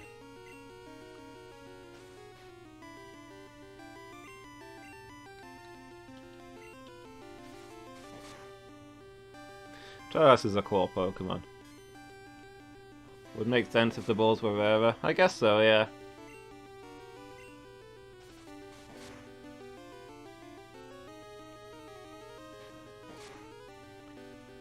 Particularly since they keep catching them and taking them to the Safari Zone because they haven't worked out how Pokemon exist and haven't got any Miltanks to go there.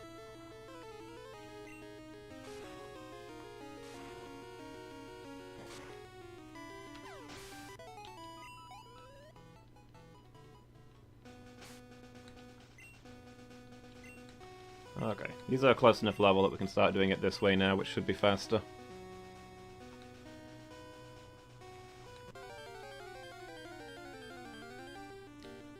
I always felt grumpy about the Safari Zone Pokemon. So there's a lot of really cool Pokemon in the Safari Zone that I just A, the Safari Zone is quite late, and B, they're such a pain to catch that you're probably never going to have one in your squad.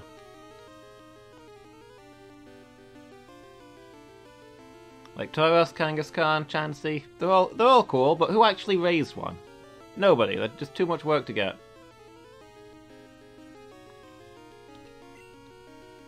They're another thing you get on a typical run, is what I'm saying.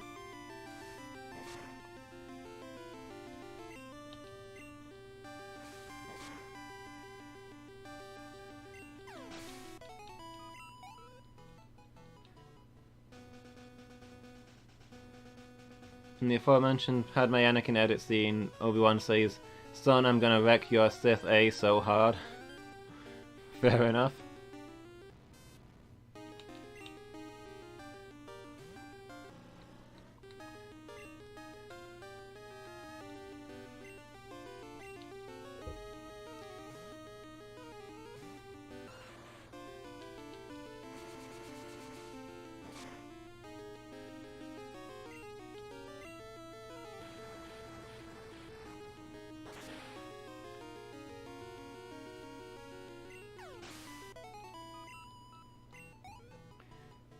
I know it makes movie sense to keep Anakin and Obi-Wan together, but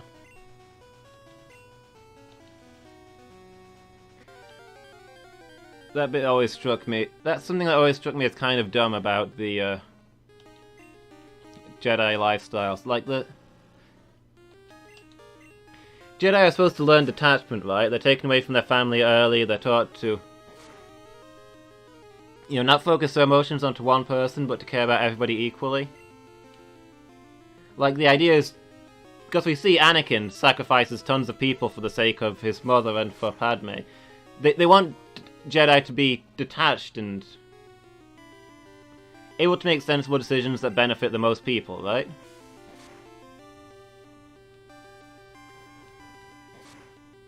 They're supposed to be able to make reasoned decisions that about who needs most help without letting their personal feelings get in the way. And somewhere amongst doing this, they assign each of the... So they take the kids away from their parents early to train them as Jedi so they can learn this detachment. And then they pretty much immediately assign them a designated parent figure so that they can be a Padawan too. Like, Obi-Wan is functionally Anakin's dad. How is that detachment? Yoda, what are you doing? They should rotate or something, right? You get a different Master Padawan every 6 months. Or each mission. So you can learn to work with different Jedi and you don't get caught up on one of them. Particularly for Anakin, who's starts his training really old and is going to have problems anyway with his with the detachment thing. Yoda was specifically worried about Anakin's detachment issues. That's why he didn't want to train him.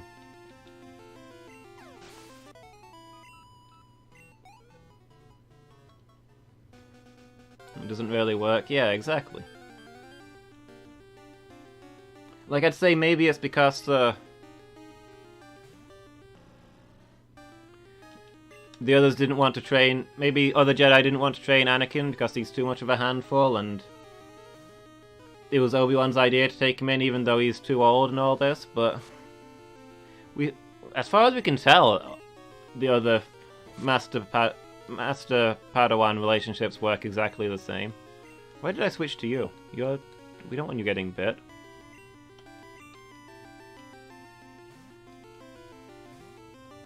Like, Qui-Gon and Obi-Wan were a permanent thing as far as I can tell. In the expanded universe, it's confirmed that they are.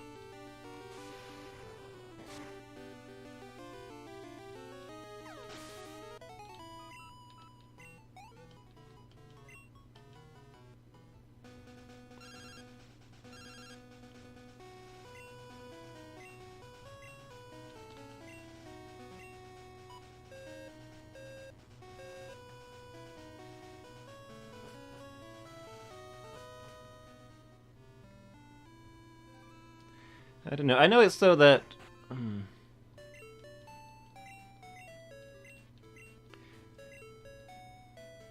I realize it would be a story problem if we, like, got to the next film and we're focusing on Anakin and we're like, well, where's Obi-Wan? Well, you don't get trained by the same person your whole life. That wouldn't make sense, but I don't know. Could they have worked with that?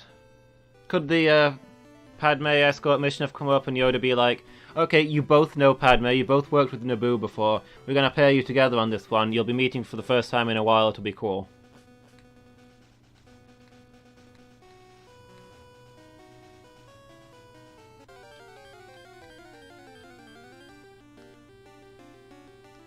And heck, you could have used that to lead into Anakin being like, heck yeah, Obi-Wan, I'm so glad to be working with you again, you're my favourite Jedi, you're like a parent to me.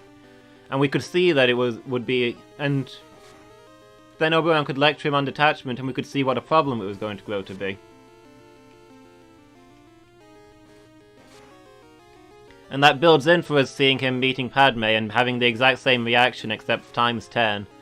And we can realise, yeah, this could be an issue. This is not clear thinking that's going on.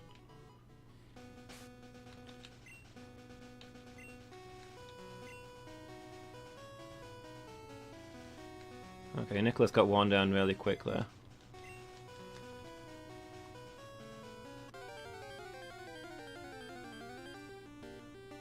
I realize it wouldn't be quite as fluid storytelling, but it would bring in a little of something that's really good in the original trilogy. Which is the feeling that stuff is actually happening. Like, look at the vehicles in the original trilogy. They're all battered, they've got dents in them, or corridors look dusty. Vehicles have marks of use. Everything is a little worn down. Not necessarily broken, but it's being used, you know? And that adds something to the feel of it. And I know that doesn't work as well for the prequel trilogy because everything's supposed to be shiny and new because it's the good times instead of the bad times of the future when everything's all worn down. But showing that the Jedi do have work to do and that it does sometimes make life difficult and that they're working around these issues, you could have built some of that feeling again that way.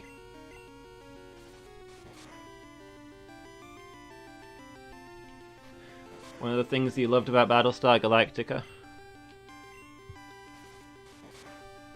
You're about to go on about the janitors in the background, right? People mopping the floor. Battlestar Galactica is good for that.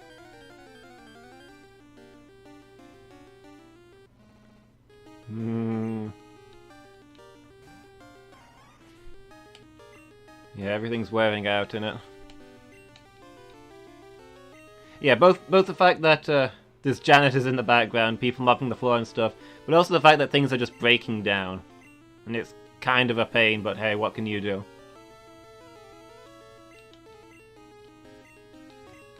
That they have realistic mechanical problems just going on.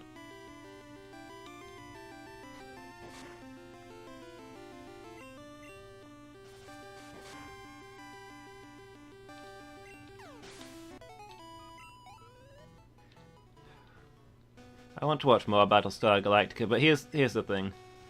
I watched all the first season with Lady Meow, and it, it's a cool cool friend thing, and we want to do that again with season 2, but like neither of us ever have time to sit down and watch the entire season. It's not happening.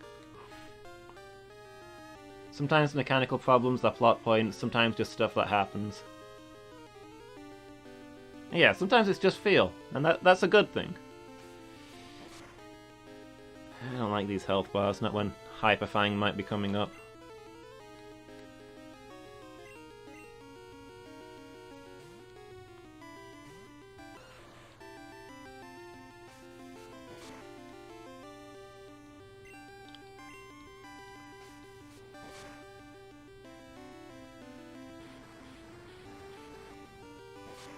An anime that's really good for that is there's an old anime called Macross that is really worth watching.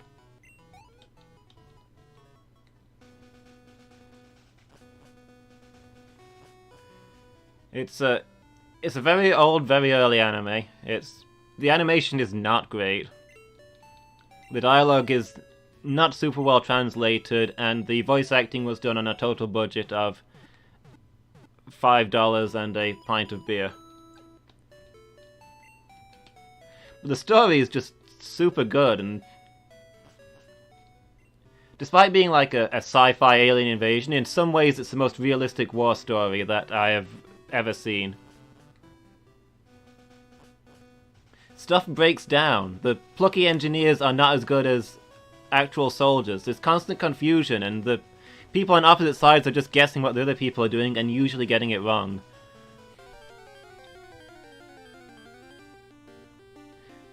The main character and / legendary hero is probably in the top 10 strongest warriors that they have, but he's not the strongest. The actual strongest is a really minor character. He's mostly important because he's popular with the refugees and is good at getting his paperwork done.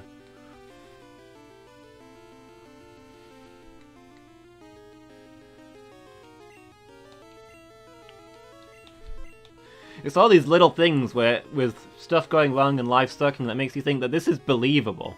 I could imagine living this.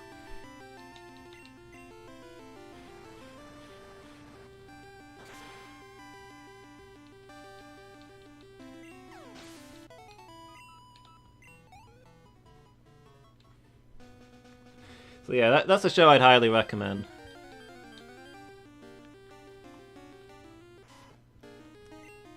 There's 2 versions of it, and the one that I mostly know is the Robotech version, but I'm told that the Macross version is way, way better. I think Robotech was... Macross is the original Japanese version, which was later translated into English, but between the first one being made and the second one being made, they made the Robotech Saga, which is a bunch of completely unrelated anime that they tried to make into a continuous series with creative edits.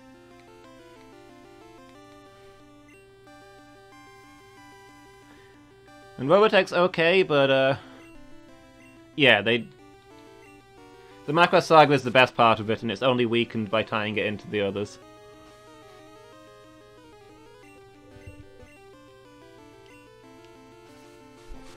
But yeah, if you get a chance, look into that and try not to be put off by the awful animation in the first couple of episodes.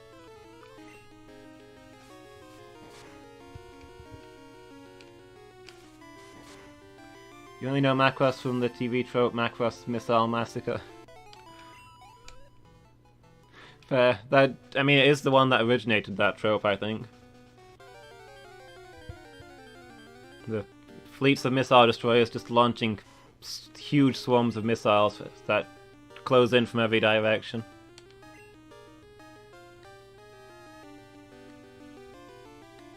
Makes more sense than a lot of the shows that use that, because they're fighting in space.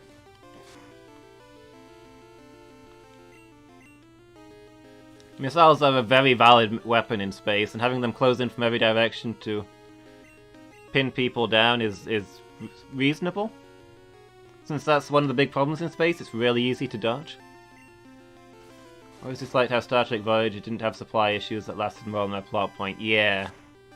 Voyager was a real disappointment on that front. I'm gonna have to swap here.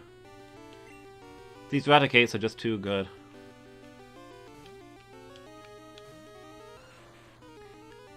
Yeah, Voyager was founded on the idea that it would be this isolated ship that would constantly be running out of stuff and not have good resources or supply points and that kind of thing.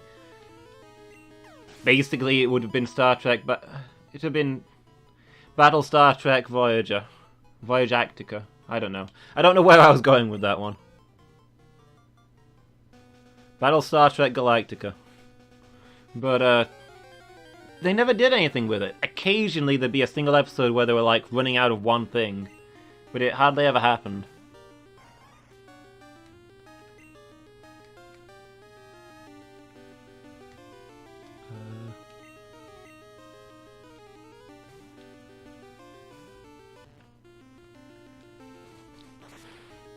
One episode we need to be really careful, we're almost out of photon torpedoes. Next episode, fire 12 photon torpedoes for no reason. Yeah.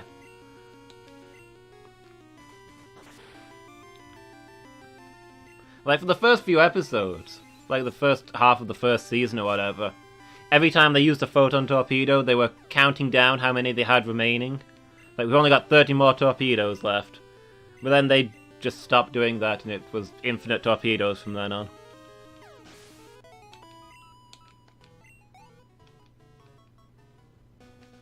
Or shuttlecraft. Voyager loses like 50 times its full complement of shuttlecraft over the series. Where are they getting new ones?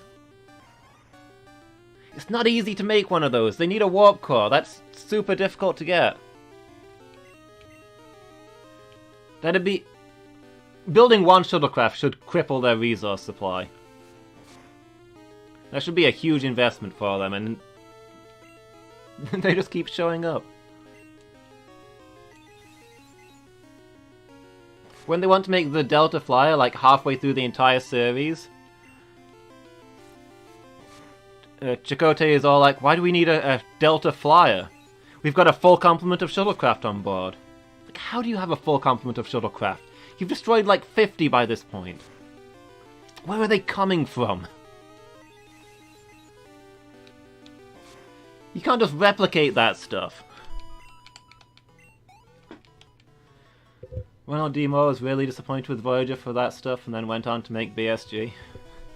I can understand that sentiment.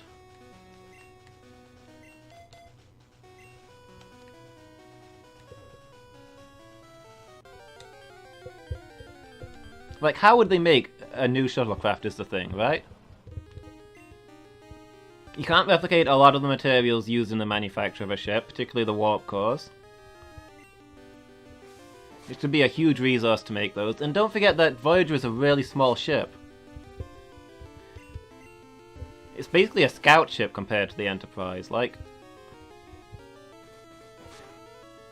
Where were they making the hull? You'd need like an industrial scale replicator, right? Do they have one of those? You'd think that would come up with the whole resource thing.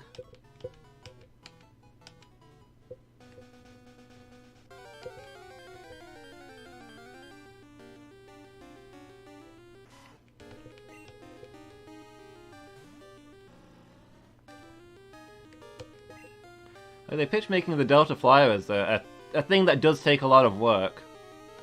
Getting all the pieces together and assembling them and that. But... regular shuttlecraft you can apparently just... Yeah, where are they coming from? They're just making them on their time off? I don't know. Voyager, we've lost a shuttle. Next episode, full complement of shuttles. BSG, we've lost a Viper. Next episode, if only we had more Vipers. Yes, absolutely. Voyager was actually made out of shuttlecraft.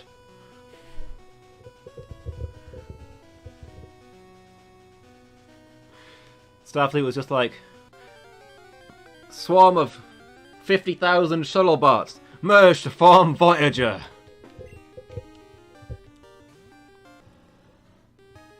It's Borg technology. You know how they make giant cubes by merging cubes together? Starfleet observed that and was like, can we make Voyager entirely out of shuttlecraft? So they can just peel off a shuttlecraft every time they lose one. Voyager gets slowly smaller over the series as shuttlecraft are used up.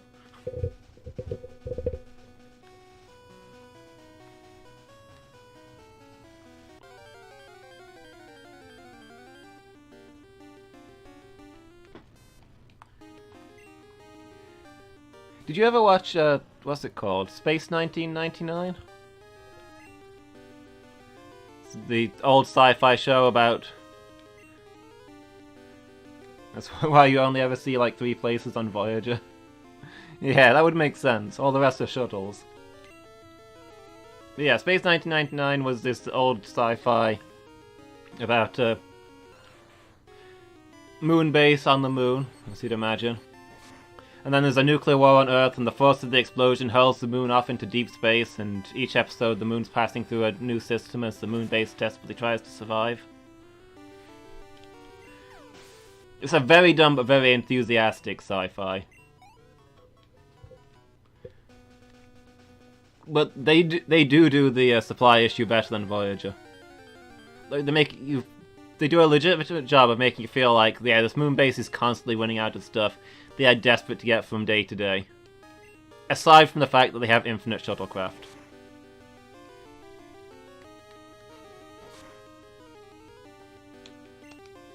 This one non-military moon base is capable of fielding into combat like a good 100 military-grade combat spacecraft called Eagles, and they get blown up by the dozen, and there's always more. They run out of everything, but they've always got more Eagles.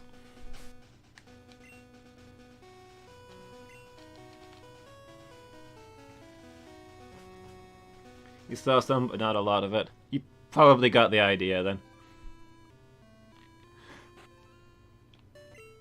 It's not a very sensible sci-fi, but they were doing their best. Yeah. In fact, that sums it up. It's a really dumb show, but they were really trying when they made it. Am I for 2 hours? Oh heck, I meant to go and get another drink half an hour ago, because I've chugged this one really fast.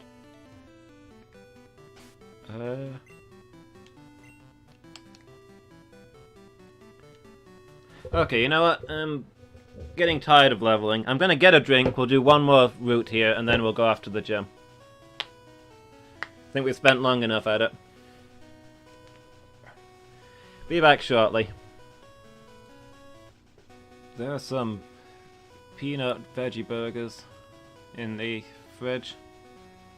And they take like 10 minutes to cook, and I don't think they're gonna be making it till bed.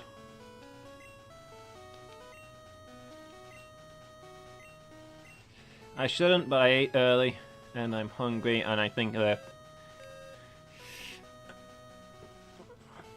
I mean, I should get something better, because it's late and bedtime's approaching, but I don't think I'm going to be making that will save, because those things are delicious. I think that's going to be a thing. I think I'm going to have to cook something.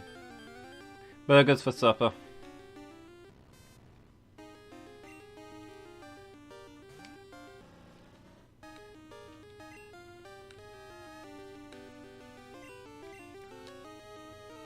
Maybe I can eat a vegetable with them, but then I'm just adding more food to my meal, and I shouldn't be eating this late anyway.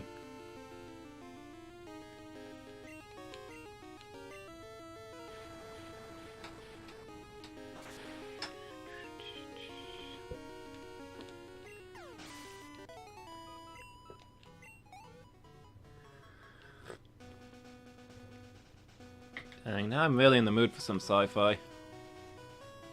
Lady Meow, if you're still watching, we really need to get back to watching Battlestar Galactica.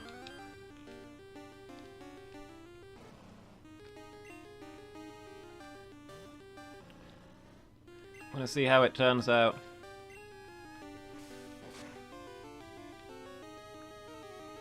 Maybe I should see if I can get the original Battlestar Galactica on DVD.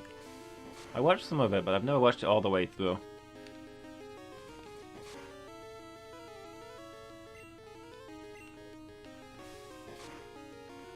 Yeah, then again, I've been thinking for ages I want to get all the Star Trek series on DVD. Excuse me. And watch them all the way, watch the whole thing all the way through. Everything in chronological order, but it's the time. I don't really watch a lot of things as it is.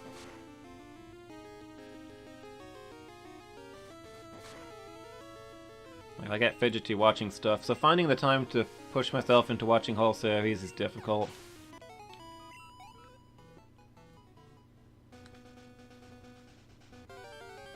I've mostly got a bunch of things that other people have asked me to watch or lent me, and I'm working at, but not getting through very fast. It's most of my viewing.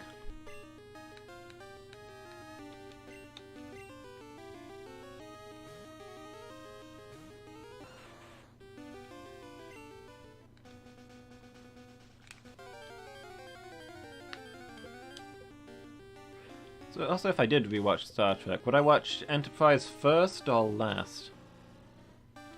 What about Discovery? Because I'm not sure if I consider that to be canon or not. To be honest, I'm not sure if I consider Enterprise to be canon or not, but I probably would watch it if I was rewatching all of them.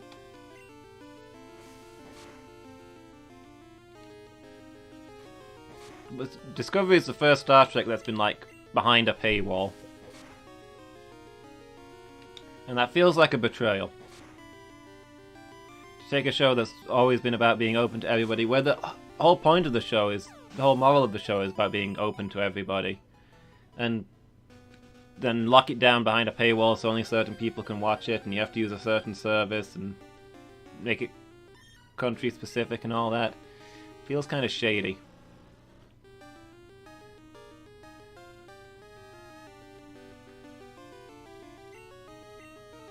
Also, how many gritty prequels about this is what it was like building up to the Federation and in the hard old times do you actually need? Because we all know you're playing it safe by going back to the old stuff that's already been kind of written. You just don't want to go past the end of the Generation DS9 Voyager era, because you don't know what's next.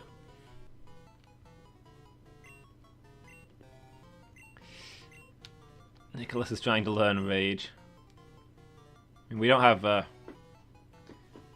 Fury Attack anymore, but it would have been fun to have Fury Attack, Rage, and Fury Cutter. But honestly, I think Nick has enough Rage as it is. He's got some problems. I don't think we need to encourage him. And also Rage is like the worst move in the game.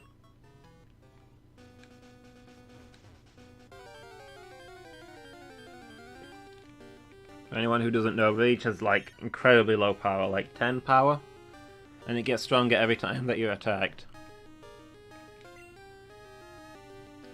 But A, it takes a really long time to build up. B, if you're getting attacked every time for it to do that, then you're probably taking enough damage that you can't continue to use Rage. And C, you can't actually swap out of Rage. Once you've gone into it, you can't heal or swap Pokemon or anything. So using Rage is mostly a let this Pokemon die move.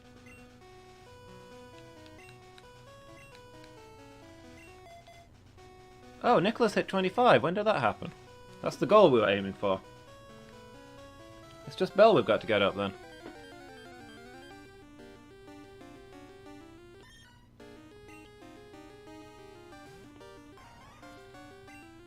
Grab as many levels on her as we can then.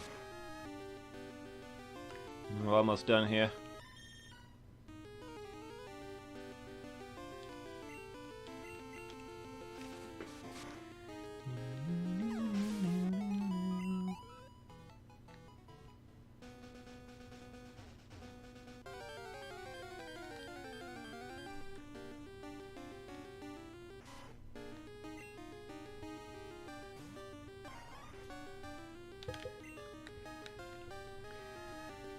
Maybe Star Wars sequels will inspire Star Trek to do some sequels instead of all this prequel stuff.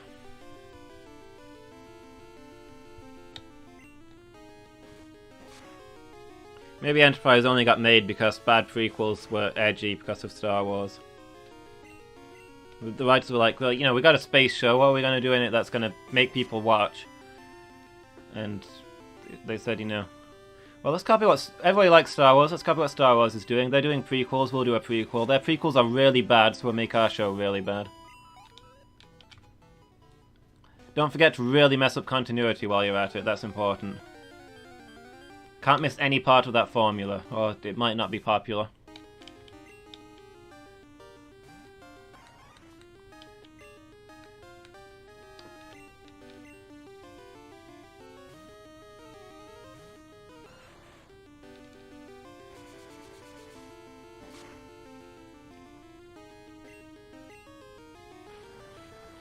There was that other show, wasn't there, actually? What was it called? I think the ship was called the Orson? I can't remember what the show was called. It's like a Star Trek parody, but kind of set in the Star Trek universe, but kind of probably not canon. People were talking about that a whole bunch for like 2 weeks, and they stopped mentioning it ever. Did it get like a British season where it was only 6 episodes long, or was it just not good? And nobody watched it. Maybe I should look into that. The very little bit I know about it makes me think of Space Quest 5. Which, unpopular opinion, I think that's one of the best space quests.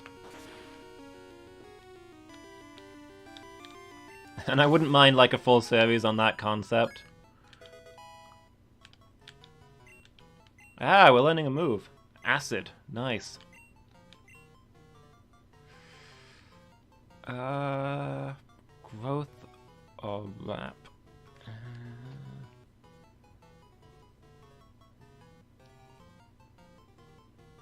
Probably growth.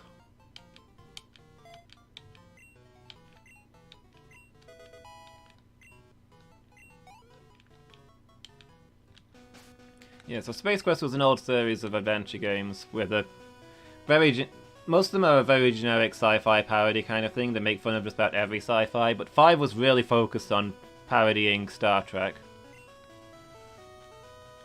What was I doing? I was doing a thing. I came into this menu for a reason.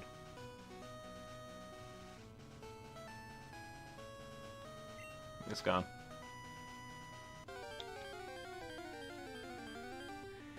So your main character has just barely scraped through the captain's exam with like the lowest possible passing mark, and is therefore assigned to captain the USS Eureka, a garbage scow.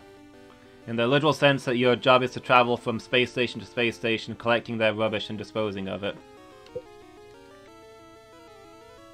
Occasionally you do reaches to far-off experimental space stations or colonies or that kind of thing, deliver them much-needed supplies and also collect their garbage.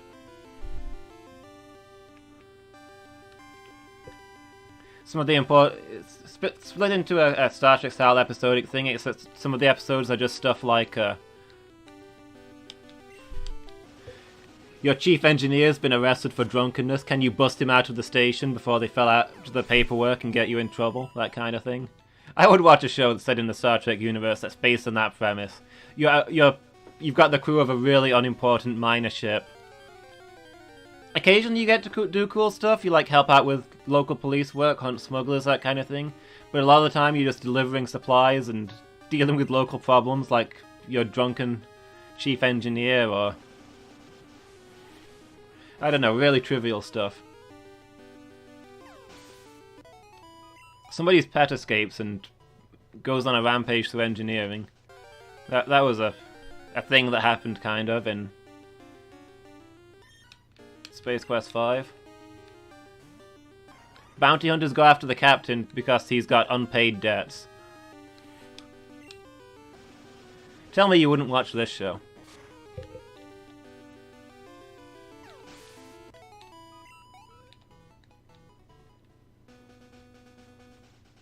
That would be a fantastic episode. You've got this little... one of the tiniest ships in the Federation doing some unimportant business, and then a full-size... one of the really big Ferengi battleships shows up.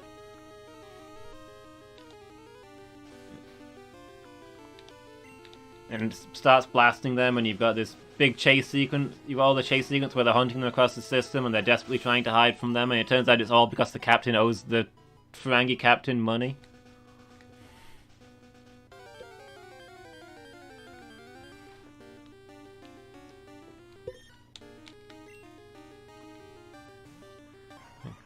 You can't shoot a Federation vessel, this is an act of war. You missed your repayment schedule. In our culture, that is an act of war.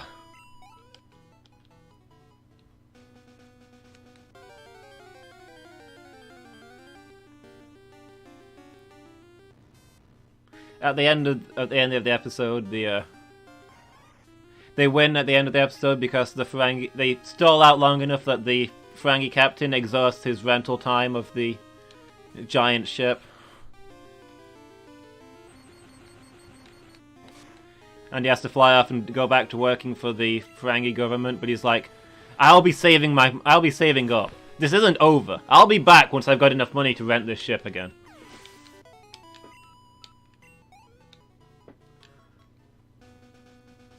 The more I think about it, the more the Ferengi would be the main villains of this show. Occasionally in the background you hear about Klingons and Cardassians and the Dominion, but mostly it's just the Ferengi hassling them. Over really trifling little things.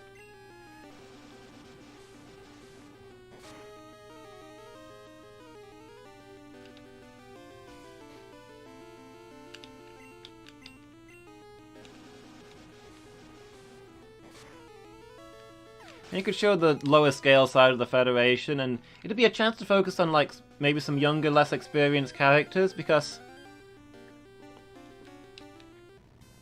Sure, you need to be a captain to be captain of the Enterprise, but... It's implied that the smaller ships, you get, like, lieutenant commanders or even just plain lieutenants commanding them. That's your command training, right? You get put in charge of a tiny, unimportant ship for a year or two to show you can handle it, and then they move you up to something more important.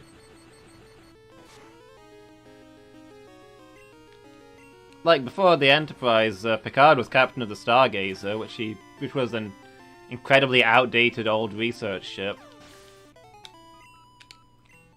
I think he described as constantly falling apart at the seams, with an upgraded warp core that was far too powerful for the frame to actually handle. There's a show there, I think. Yeah, but I don't know that we'll ever get it.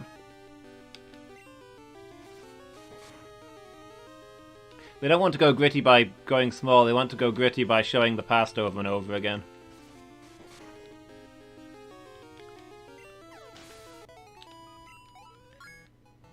And to me, it just feels like they're not going anywhere.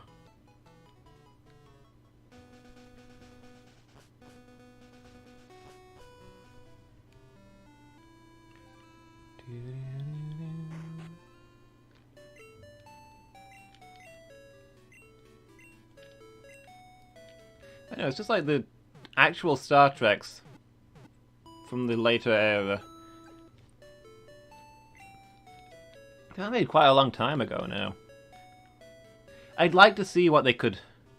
If they made a TNG kind of style Star Trek now,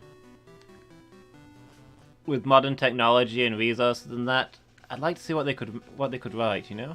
What they could make.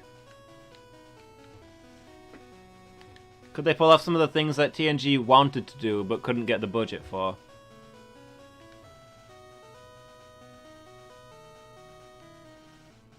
And some of the things they didn't have the chance to pull off.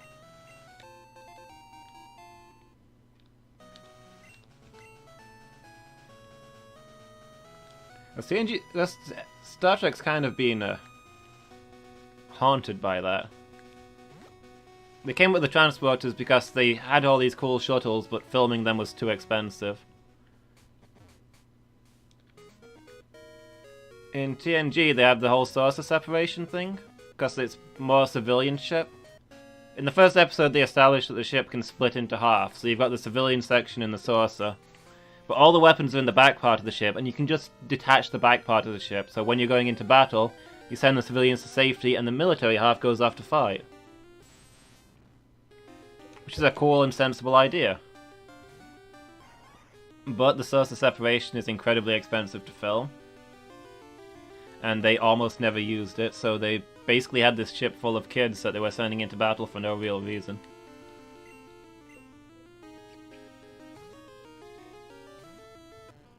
I don't know, could they do it right these days? Would the better technology that make it easier to do those things so they could actually pull it off? Without it being bone-breakingly expensive? Or would people just have things scaled up so that now they'd want to do even cooler things and not be able to afford to do them?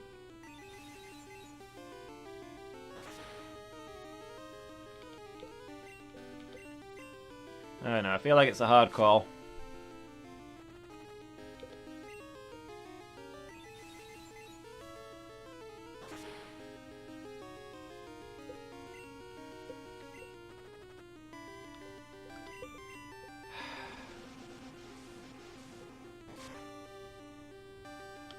First Pokemon we encounter in the water is a Tentacool.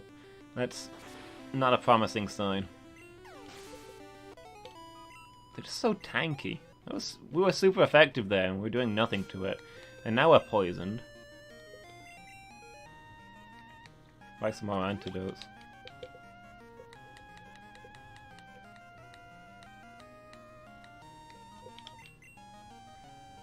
Not a quick Pokemon to kill.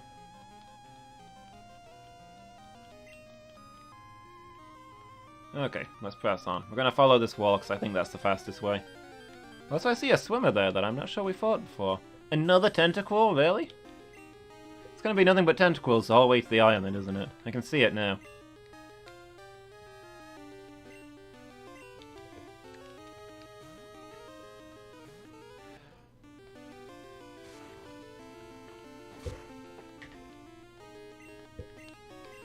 This is the third time I've surfed this water. I don't have Fly. Do you have to make this even slower? I'd like to do the gym today.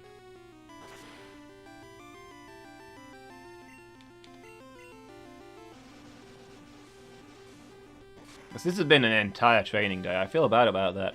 It wasn't supposed to be this way. I wasn't planning to do it like this. I thought I'd like a quick bit of leveling and straight on to the gym. Somehow it just took longer than I expected.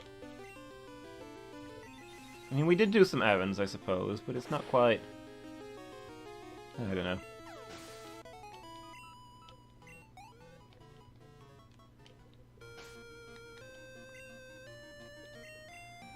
Again with the antidote.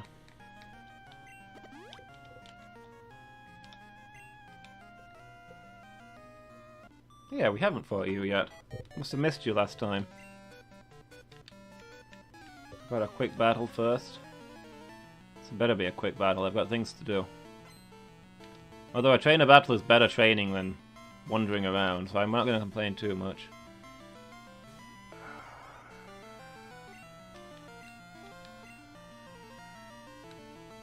Nah, Ladybar's going to get this.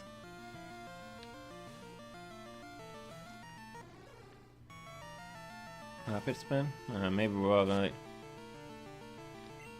I was thinking, you know, Bell would probably take that down with a Vine Whip, but I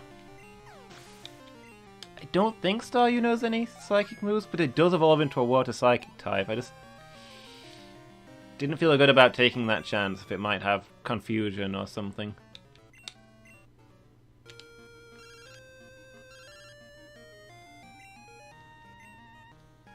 Another battle, Jack? Jack's back, boys.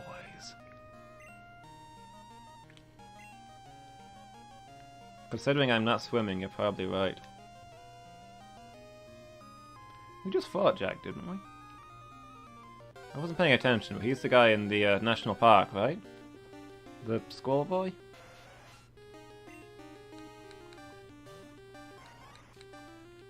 Oh well, I'll try to remember to go rough him up later.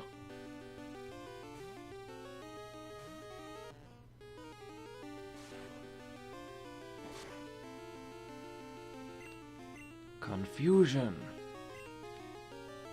You can't use your confusion to beat my confusion. It's outrageous. Also, it's upsetting that you're faster than me. I know I'm using a Pokemon that literally has slow in its name, but there's 8 levels between us. And you're a jellyfish. You're not supposed to be speedy.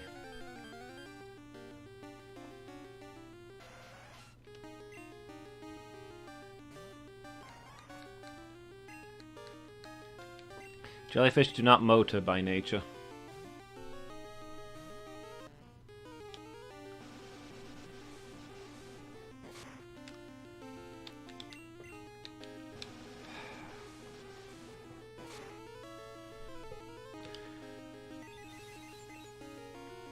Oceans are the worst part in Pokemon games. High encounter rates, not much out there. And everywhere is full of Tentacle with their Supersonic, their Poison Sting, and their surprising tankiness. And also the fact that they're half poison, which means you can't really use grass types against them.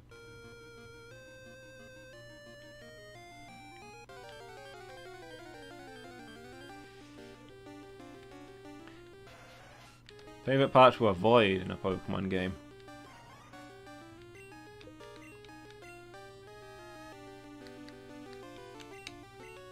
This is where I would be using the heck out of Fly to get between these places. You know, if I had a Pokemon that could fly.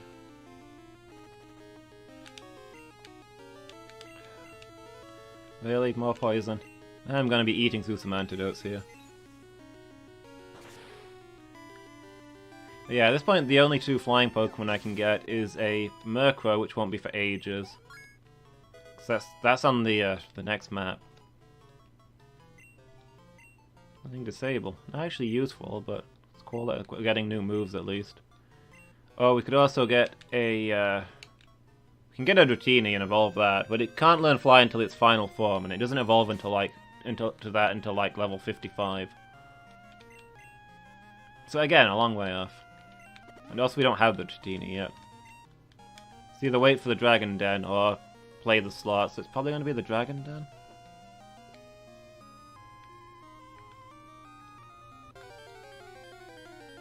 Hey Lady Meow, how's it going?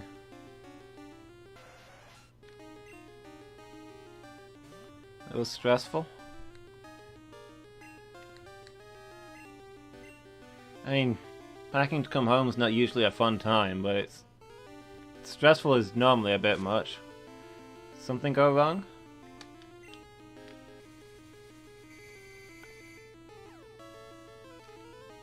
Look at all the flickies.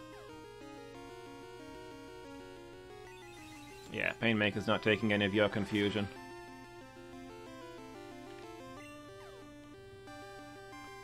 Painmaker is a professional.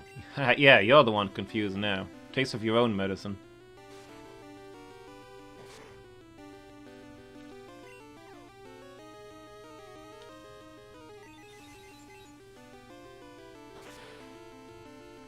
Yeah, is everything okay, Lady Meow?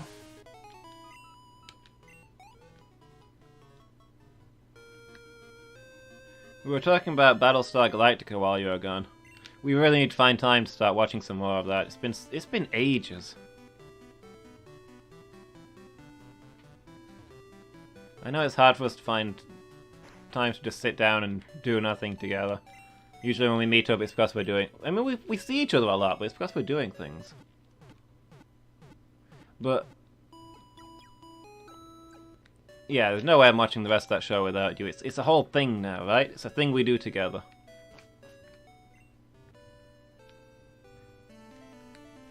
Why did I have to Kanpai?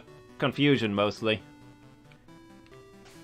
It was Lord Jalapeno. He, confused, hit himself really hard, and then took another hit from the enemy straight after.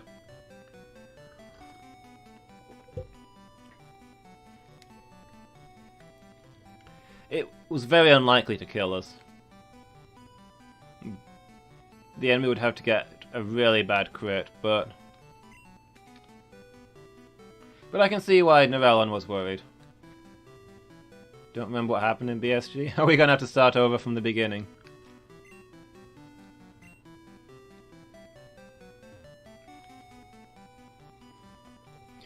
Start over from the beginning and watch our way through it. Hey, now that you're filming with me for the YouTube show, though, maybe we could make it a regular thing that we just watch an episode each time we film, when we have our dinner. That could be nice, right?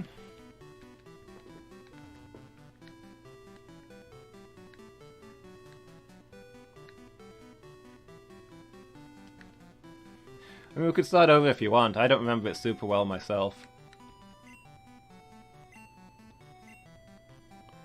Roaring Fist, do the talking. Right. Gym Leader Chuck. His talking fists do the roaring.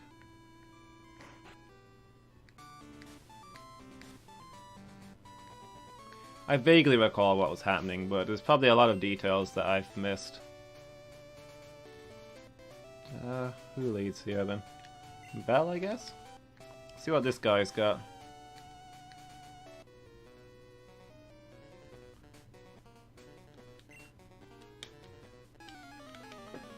Let your fists do the talking. These words are useless. But if our fists are talking, won't they be using words?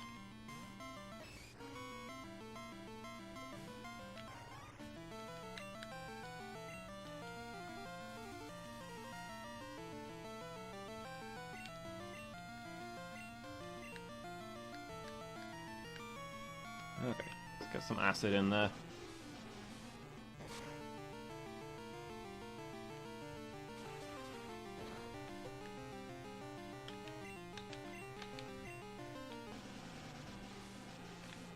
Hey Noellen, welcome back.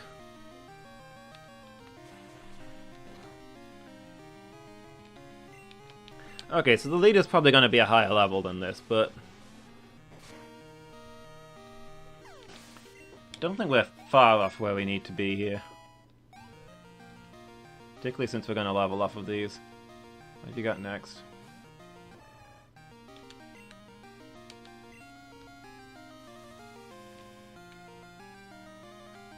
Wrestling Dinosaur Man. Ooh, Rock Slide. What's this gonna do? Ooh. Okay. Not awful, but a little more than I'd like. Let's heal here and see if we can get in an acid. If you remember correctly, Apollo was stranded on a foreign planet with only a Klingon as an ally in his battles with the Goa'uld, right? After he lost the Andromeda, yeah. Yeah, I think that was it, yes.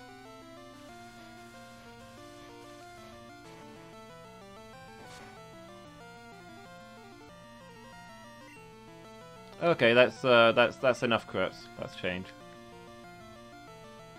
We're not playing this game anymore. Painmaker, please.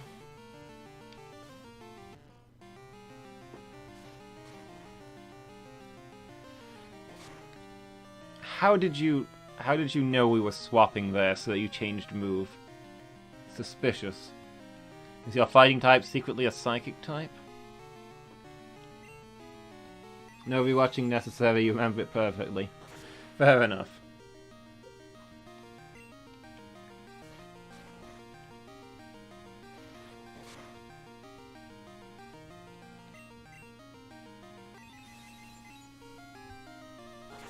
Are we drinking? Okay, let's drink.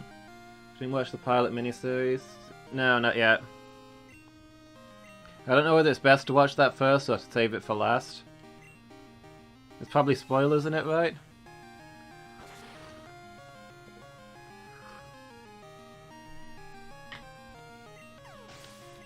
Oh wait, no, was the miniseries a pilot? Did that come first?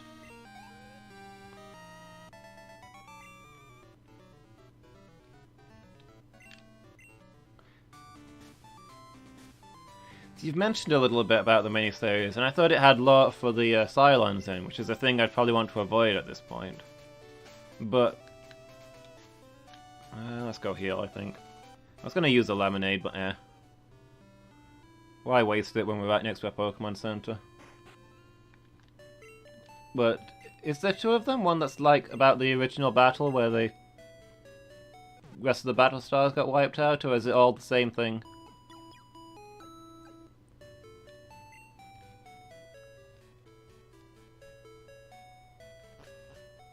I'm guessing we'll probably watch it after we've watched the whole thing. Gut feeling tells me that that's best. Maybe I'll do we have strength? Pilot is about the Cylon attack, okay. Was there another miniseries about the birth of the Cylons then? Because I feel like I've heard you mention that, or is it the same thing? Who do we want to teach strength to? Probably Lord Jalapeno? Has he got the best physical?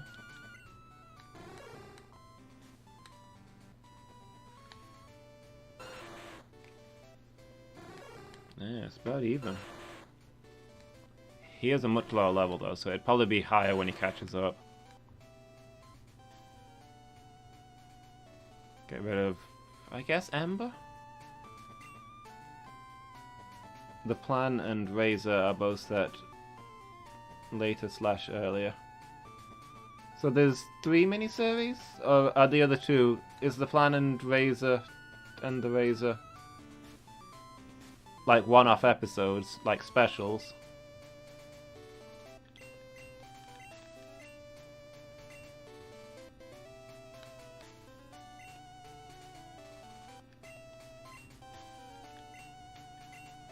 Either way, we might be saying they're both... Those are short films, okay.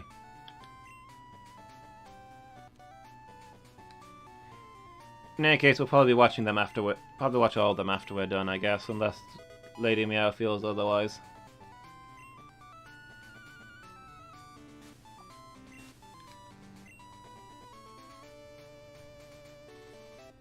Watch the series as it's intended to be watched. There we go.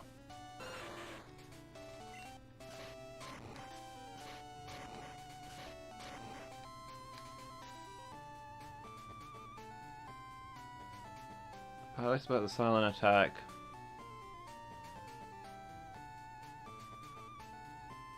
Razor after Series 3, the plan comes last. Oh, okay. That's not how I thought it was at all.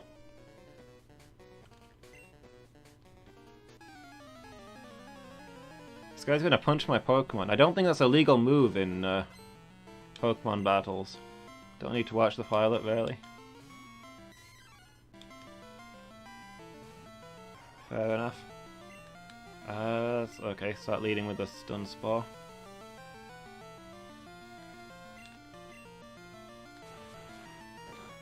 Okay, Karate Chop, that's not too scary. That was a critical.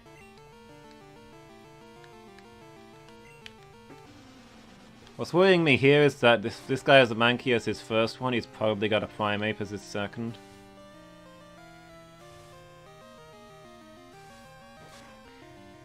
Primeapes are like the glass cannon Pokemon.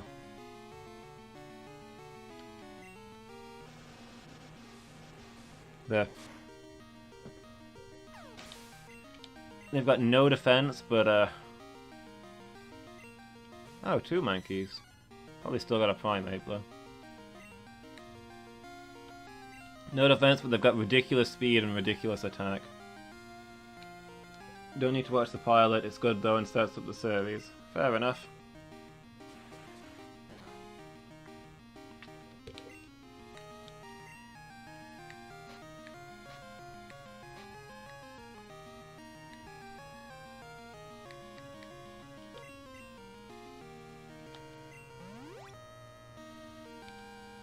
Couple of spin-off series too. Once we watch the main thing, I'm probably going to have to get a list off of you of all the other things we need to watch.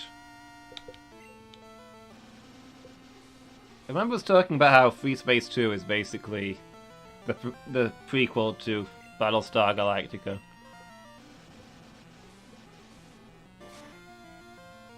The fleet overwhelmed.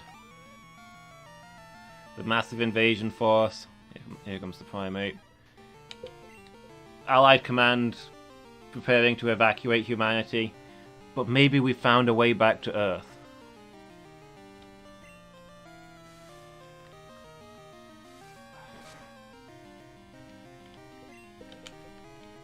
You know what, I'd kill a man for them to make Free Space 3, and I don't think they're ever going to do it. Rage, really? Is that the best thing you've got?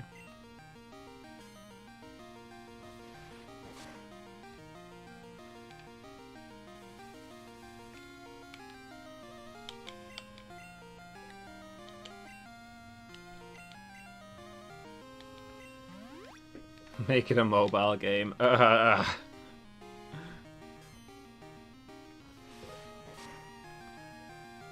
They said they don't want to make a sequel to They don't want to make another Free Space game because the second one was just so good they don't think they can do it credit.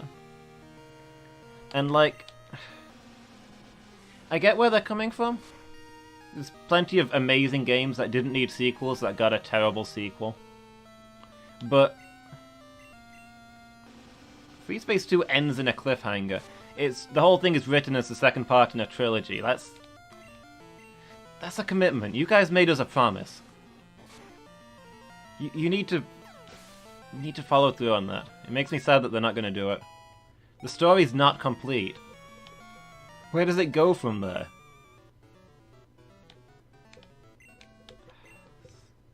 It makes me sad. I'm invested in that universe.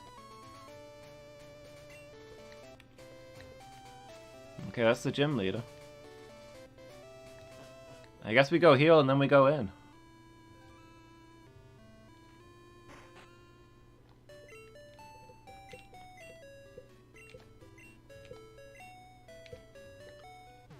The free space universe has so many hooks into me, and they're never gonna make the third one. They held off too long, and now they... Here's the thing, they didn't make it straight away, so people's anticipation built up, and now they know they can never meet that anticipation. It's just too high. But... Jeez, I wish they'd try. It doesn't have to be as good as Free Space 2. It just has to be good.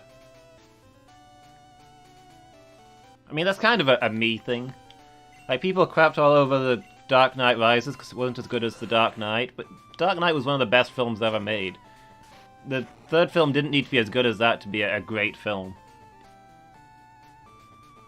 If it's as good as the first one, I'd be happy with that.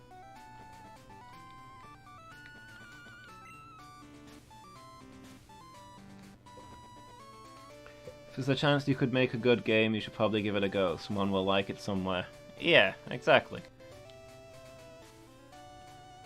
It just feels like they're letting me down by not following through on their promise, you know? They wrote the cliffhangers. They made these obligations for themselves.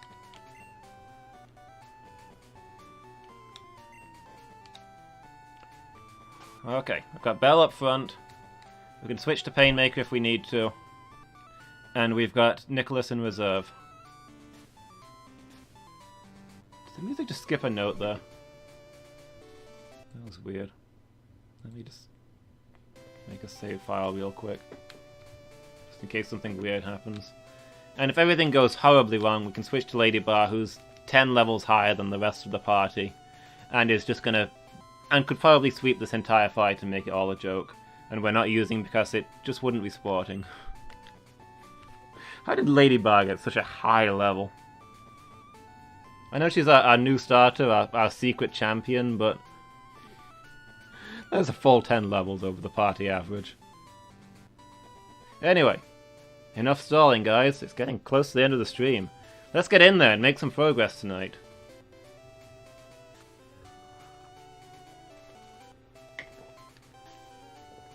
You there, with the unibrow and the moustache.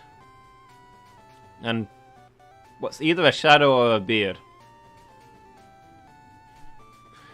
Tell me where to find the gym leader. Wahahaha! Wow, Luigi time! Wah! So I've come this far. Yes, have you been monitoring my progress? You've been hearing stories of the fantastic Mr. Fast. Yes, makes sense. I'm a tough guy. Guys, we're going up against a street tough here. Pokemon will crush stones and shatter bones. I'm suddenly intimidated. This guy's got sick flow.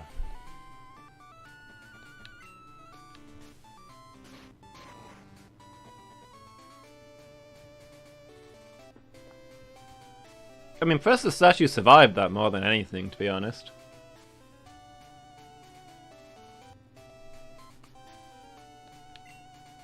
Has nothing to do with Pokemon?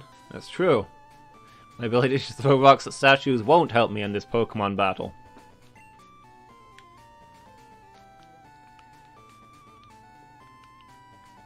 Come then, let us battle. We were told that he personally wrestles with his Pokemon, so they must be at least as strong as him. Which means they must all know strength to move that boulder, right? This guy actually looks legitimately strong. His moustache and beard look like an actual old-style strongman thing, more than they did in the little sprite. Also, he's got that pudgy kind of build that indicates he's probably got actual muscle underneath it, rather than being a bodybuilder. That guy is probably actually really strong, he kinda looks it. Only 2 Pokemon! Come on then, chuck some rock. Primate to lead with, okay. Level 27. Same level as Belle. Primates are spooky though, because... Such high damage. Kind of have to go to bed. Oh, I bet you're in a different time zone, aren't you? I bet it's like 4 AM over there.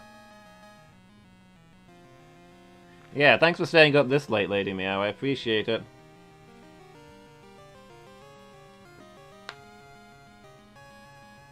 Yeah, and is it your flight tomorrow?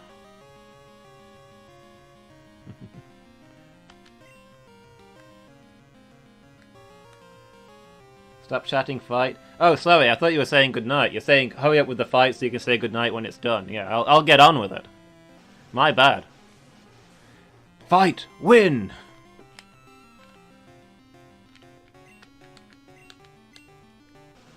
Fight, fight, fight! Okay, Fury swipes. Okay, not looking too bad. It was only 2 hits, no crits. Always a little worried with a Primeape, though. If it had gotten 5 hits and some crits, then that would have been scary. There's always that possibility. You never know what you're gonna get here.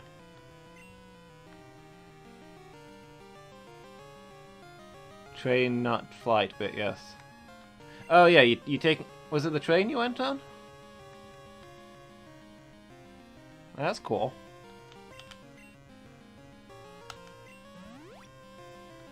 It's cooler than flying in a lot of ways. I do not like flying. And it also means you get to go through the special tunnel.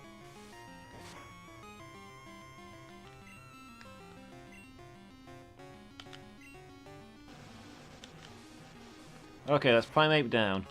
I don't remember what Pokemon this guy has. He could have anything for his second Pokemon. Is that going to be a Gen 2 fighter? There's not a lot of those. Oh, it's a Poliwrath. This is bad for you, my friend.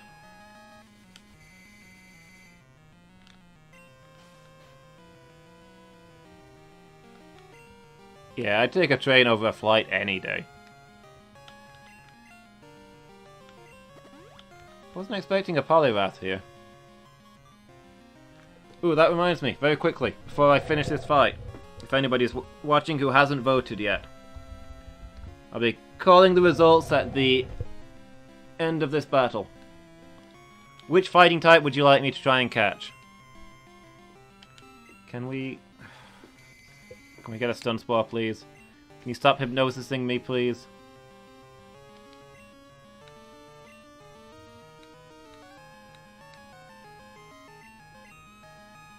Running out of these. Dynamic Punch! And we're confused.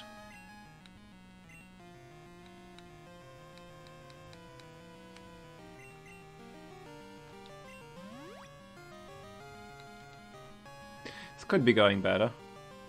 Dynamic Punch!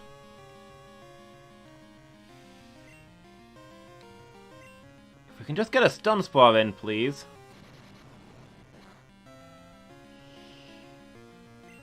Don't punch yourself, don't punch yourself, don't punch yourself. Oh.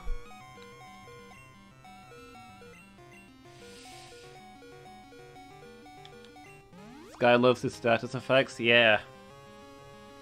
Surprisingly statusy for a fighting type gym. Okay, finally missed. Can we get a Stun Spore? I'm drinking, don't you worry. Kanpai!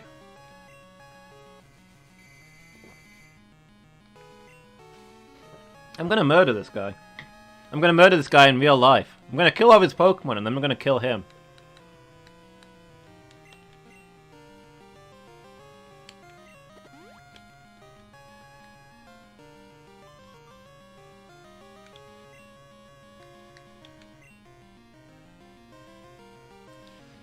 Okay, he's used Mind Reader, which gives him 100% accuracy. He's probably gonna use that to use Hypnosis again, which will put me to sleep again.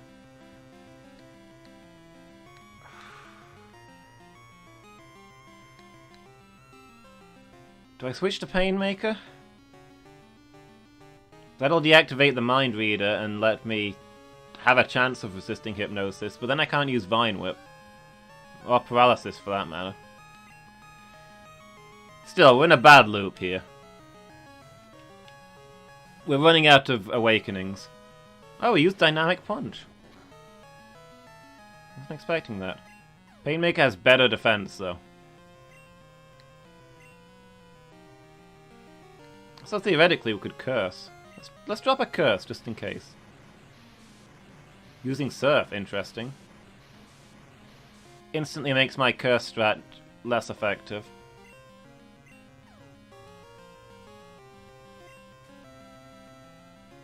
Again with the confusion. Ah! This guy. Look, this is unreasonable. I go into a fighting gym and I expect a guy to come flying at me, punching me in the face. You know, I don't come to a fighting gym to encounter clever strategies and tactics, intricate status effects keeping me off guard, so I can't even make a single attack.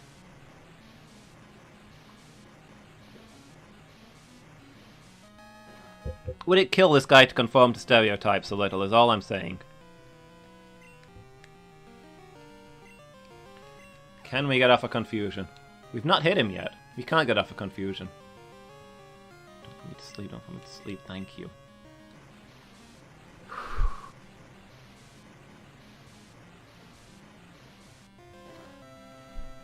So this guy's Surf does way more damage than I feel like it should.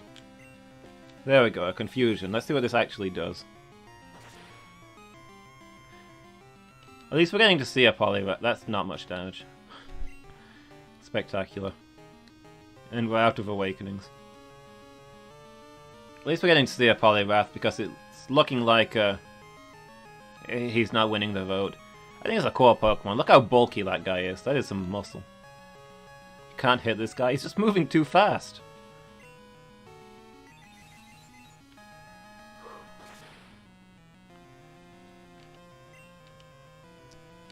Can't land a hit on him.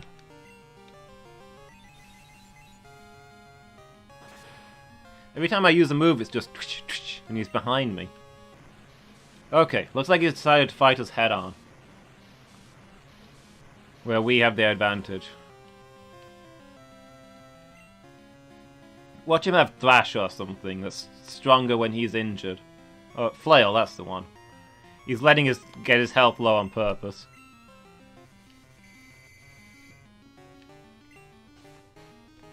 The guy's just mocking us at this point. Okay, he's probably going to use Surf again. We're going to get Belle out. Hopefully she'll shrug off the Surf and we can finish him with a Vine Whip. He must have got bored, yeah.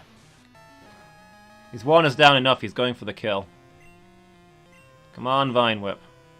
Okay, he's using Mind Reader, that's good.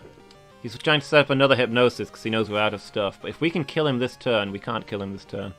Wonderful. Wonderful. We're going to get hit with either a Hypnosis or a Dynamic Punch next. I'm thinking probably Hypnosis. If it's a Dynamic Punch, we should be able to take it and finish him, though.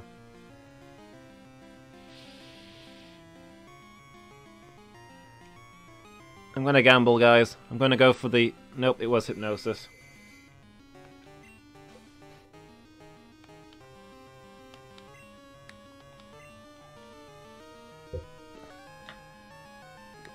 Okay, but now he's going to go for the Dynamic Punch because it's his best thing against Belle. And Nicholas, who is Bug Poison, is 4 times resistant to that. We're going to send out Nicholas and he only needs to hit once.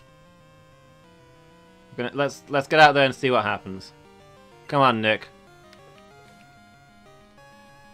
Show him that his Wrath is no match for your Rage. Why would you use Surf there? Why would you use Surf? That's not a good move to use, unless you know that I'm sending out a Bug type. Yeesh.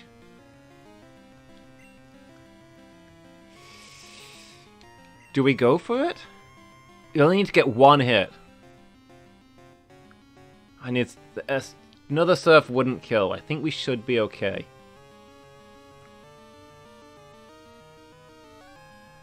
I suppose switching to Lady Bar would be valid since he's also a Water type, but I feel bad about sending in that level 34. I'm going to try a Fury Cutter. No, a Twin Needle. Twin Needle would be better. I'm going to try a Twin Needle. Actually, no, he'll partly resist Twin Needle. We need to use Cut. Sorry, I'm panicking. We're faster! I wanted to just be faster, but I didn't think we would be at 5 levels. Nicholas, my man. Handling it. Guys, we trained 3 Pokemon specifically for this guy, and we used all 3 of them on that one. That feels like some training well worth it, I think. What? Huh? I lost? Oh, this guy likes to pretend he's stupid. He doesn't want people to know how smart he is. But he's got strategies. He's got tactics. Worthy of the Storm Badge. Whew. That was a fight, guys. This guy made the trip worth our while.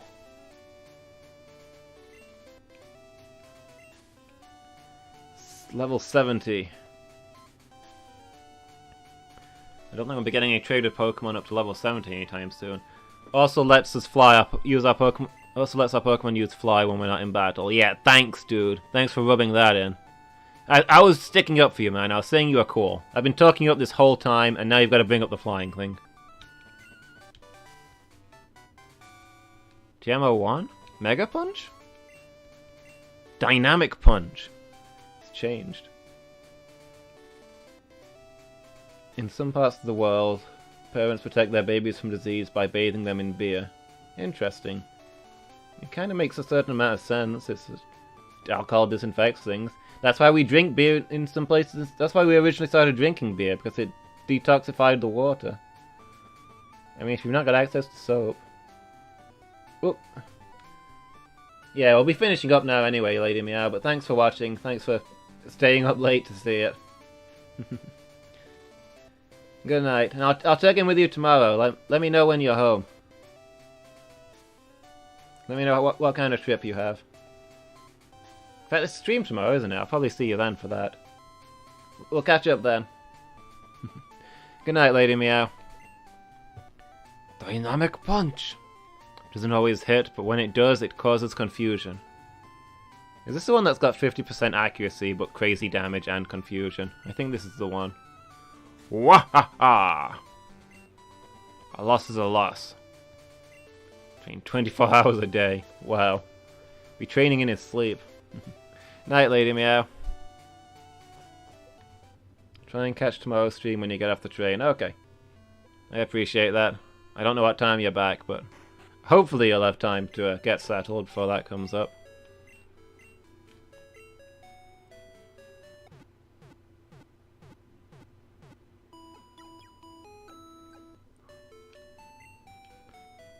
Anyway, I think Bella did good work there.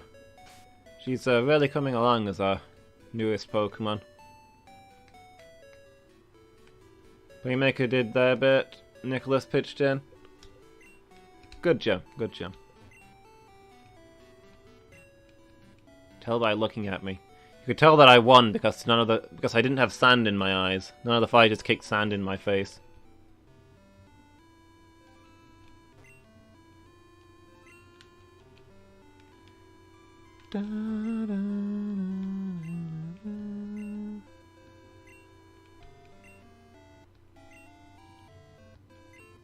Oh, should I? Should I take this HM? I wonder what this could be.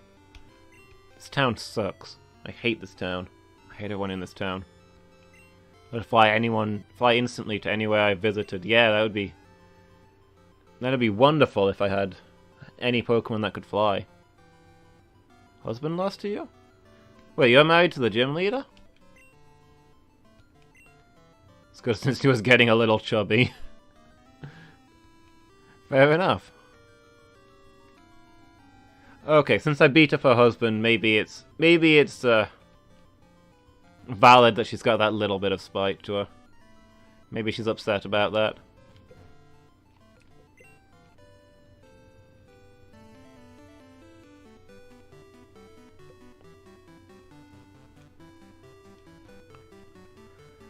Well, I don't want to do the ocean again today, so I think we're wrapping up there, guys.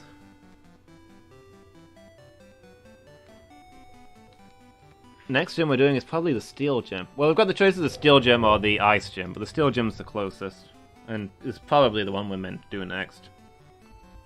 But first I gotta call the poll results. And this could be good, because Steel and Ice are both weak to fighting, so this would be a good time to look into getting a fighting type. So what do we got? as predicted, it is Heracross with 3 votes. So first thing next session, we'll be getting a Heracross and hopefully grabbing some levels on it to take on the Steel Gym and move on to the Ice Gym. There's not a lot of a gap between them, and they're similar levels, so we might be able to do both next time. It depends how long it takes to get a Heracross, because those are not easy to find. Good campaign. Wish the other candidate all the best. Do feel a little sad that Poliwrath didn't win. Like, didn't want to take sides, but I was quietly cheering for that one. I do like Poliwrath. Hey, maybe next time. Anyway, that'll be it from me for today. The next Pokemon stream will be on Tuesday. It'll be the next Tuesday, and I will be around tomorrow for the usual casual Wednesday stream, playing old retro games. Not sure which one I'll be playing yet. Taking down your Poliwrath 18 sign. You want to hold on to that, though. If Heracross starts making terrible decisions, you can be proud of having that. But yeah, for a leveling stream, that was fun. I feel like we had some good conversations going there. Thanks for keeping me company through that. I hope you guys had a good time, because I enjoyed it. And I hope I'll see you all next time. Thanks for watching, everybody. And good night.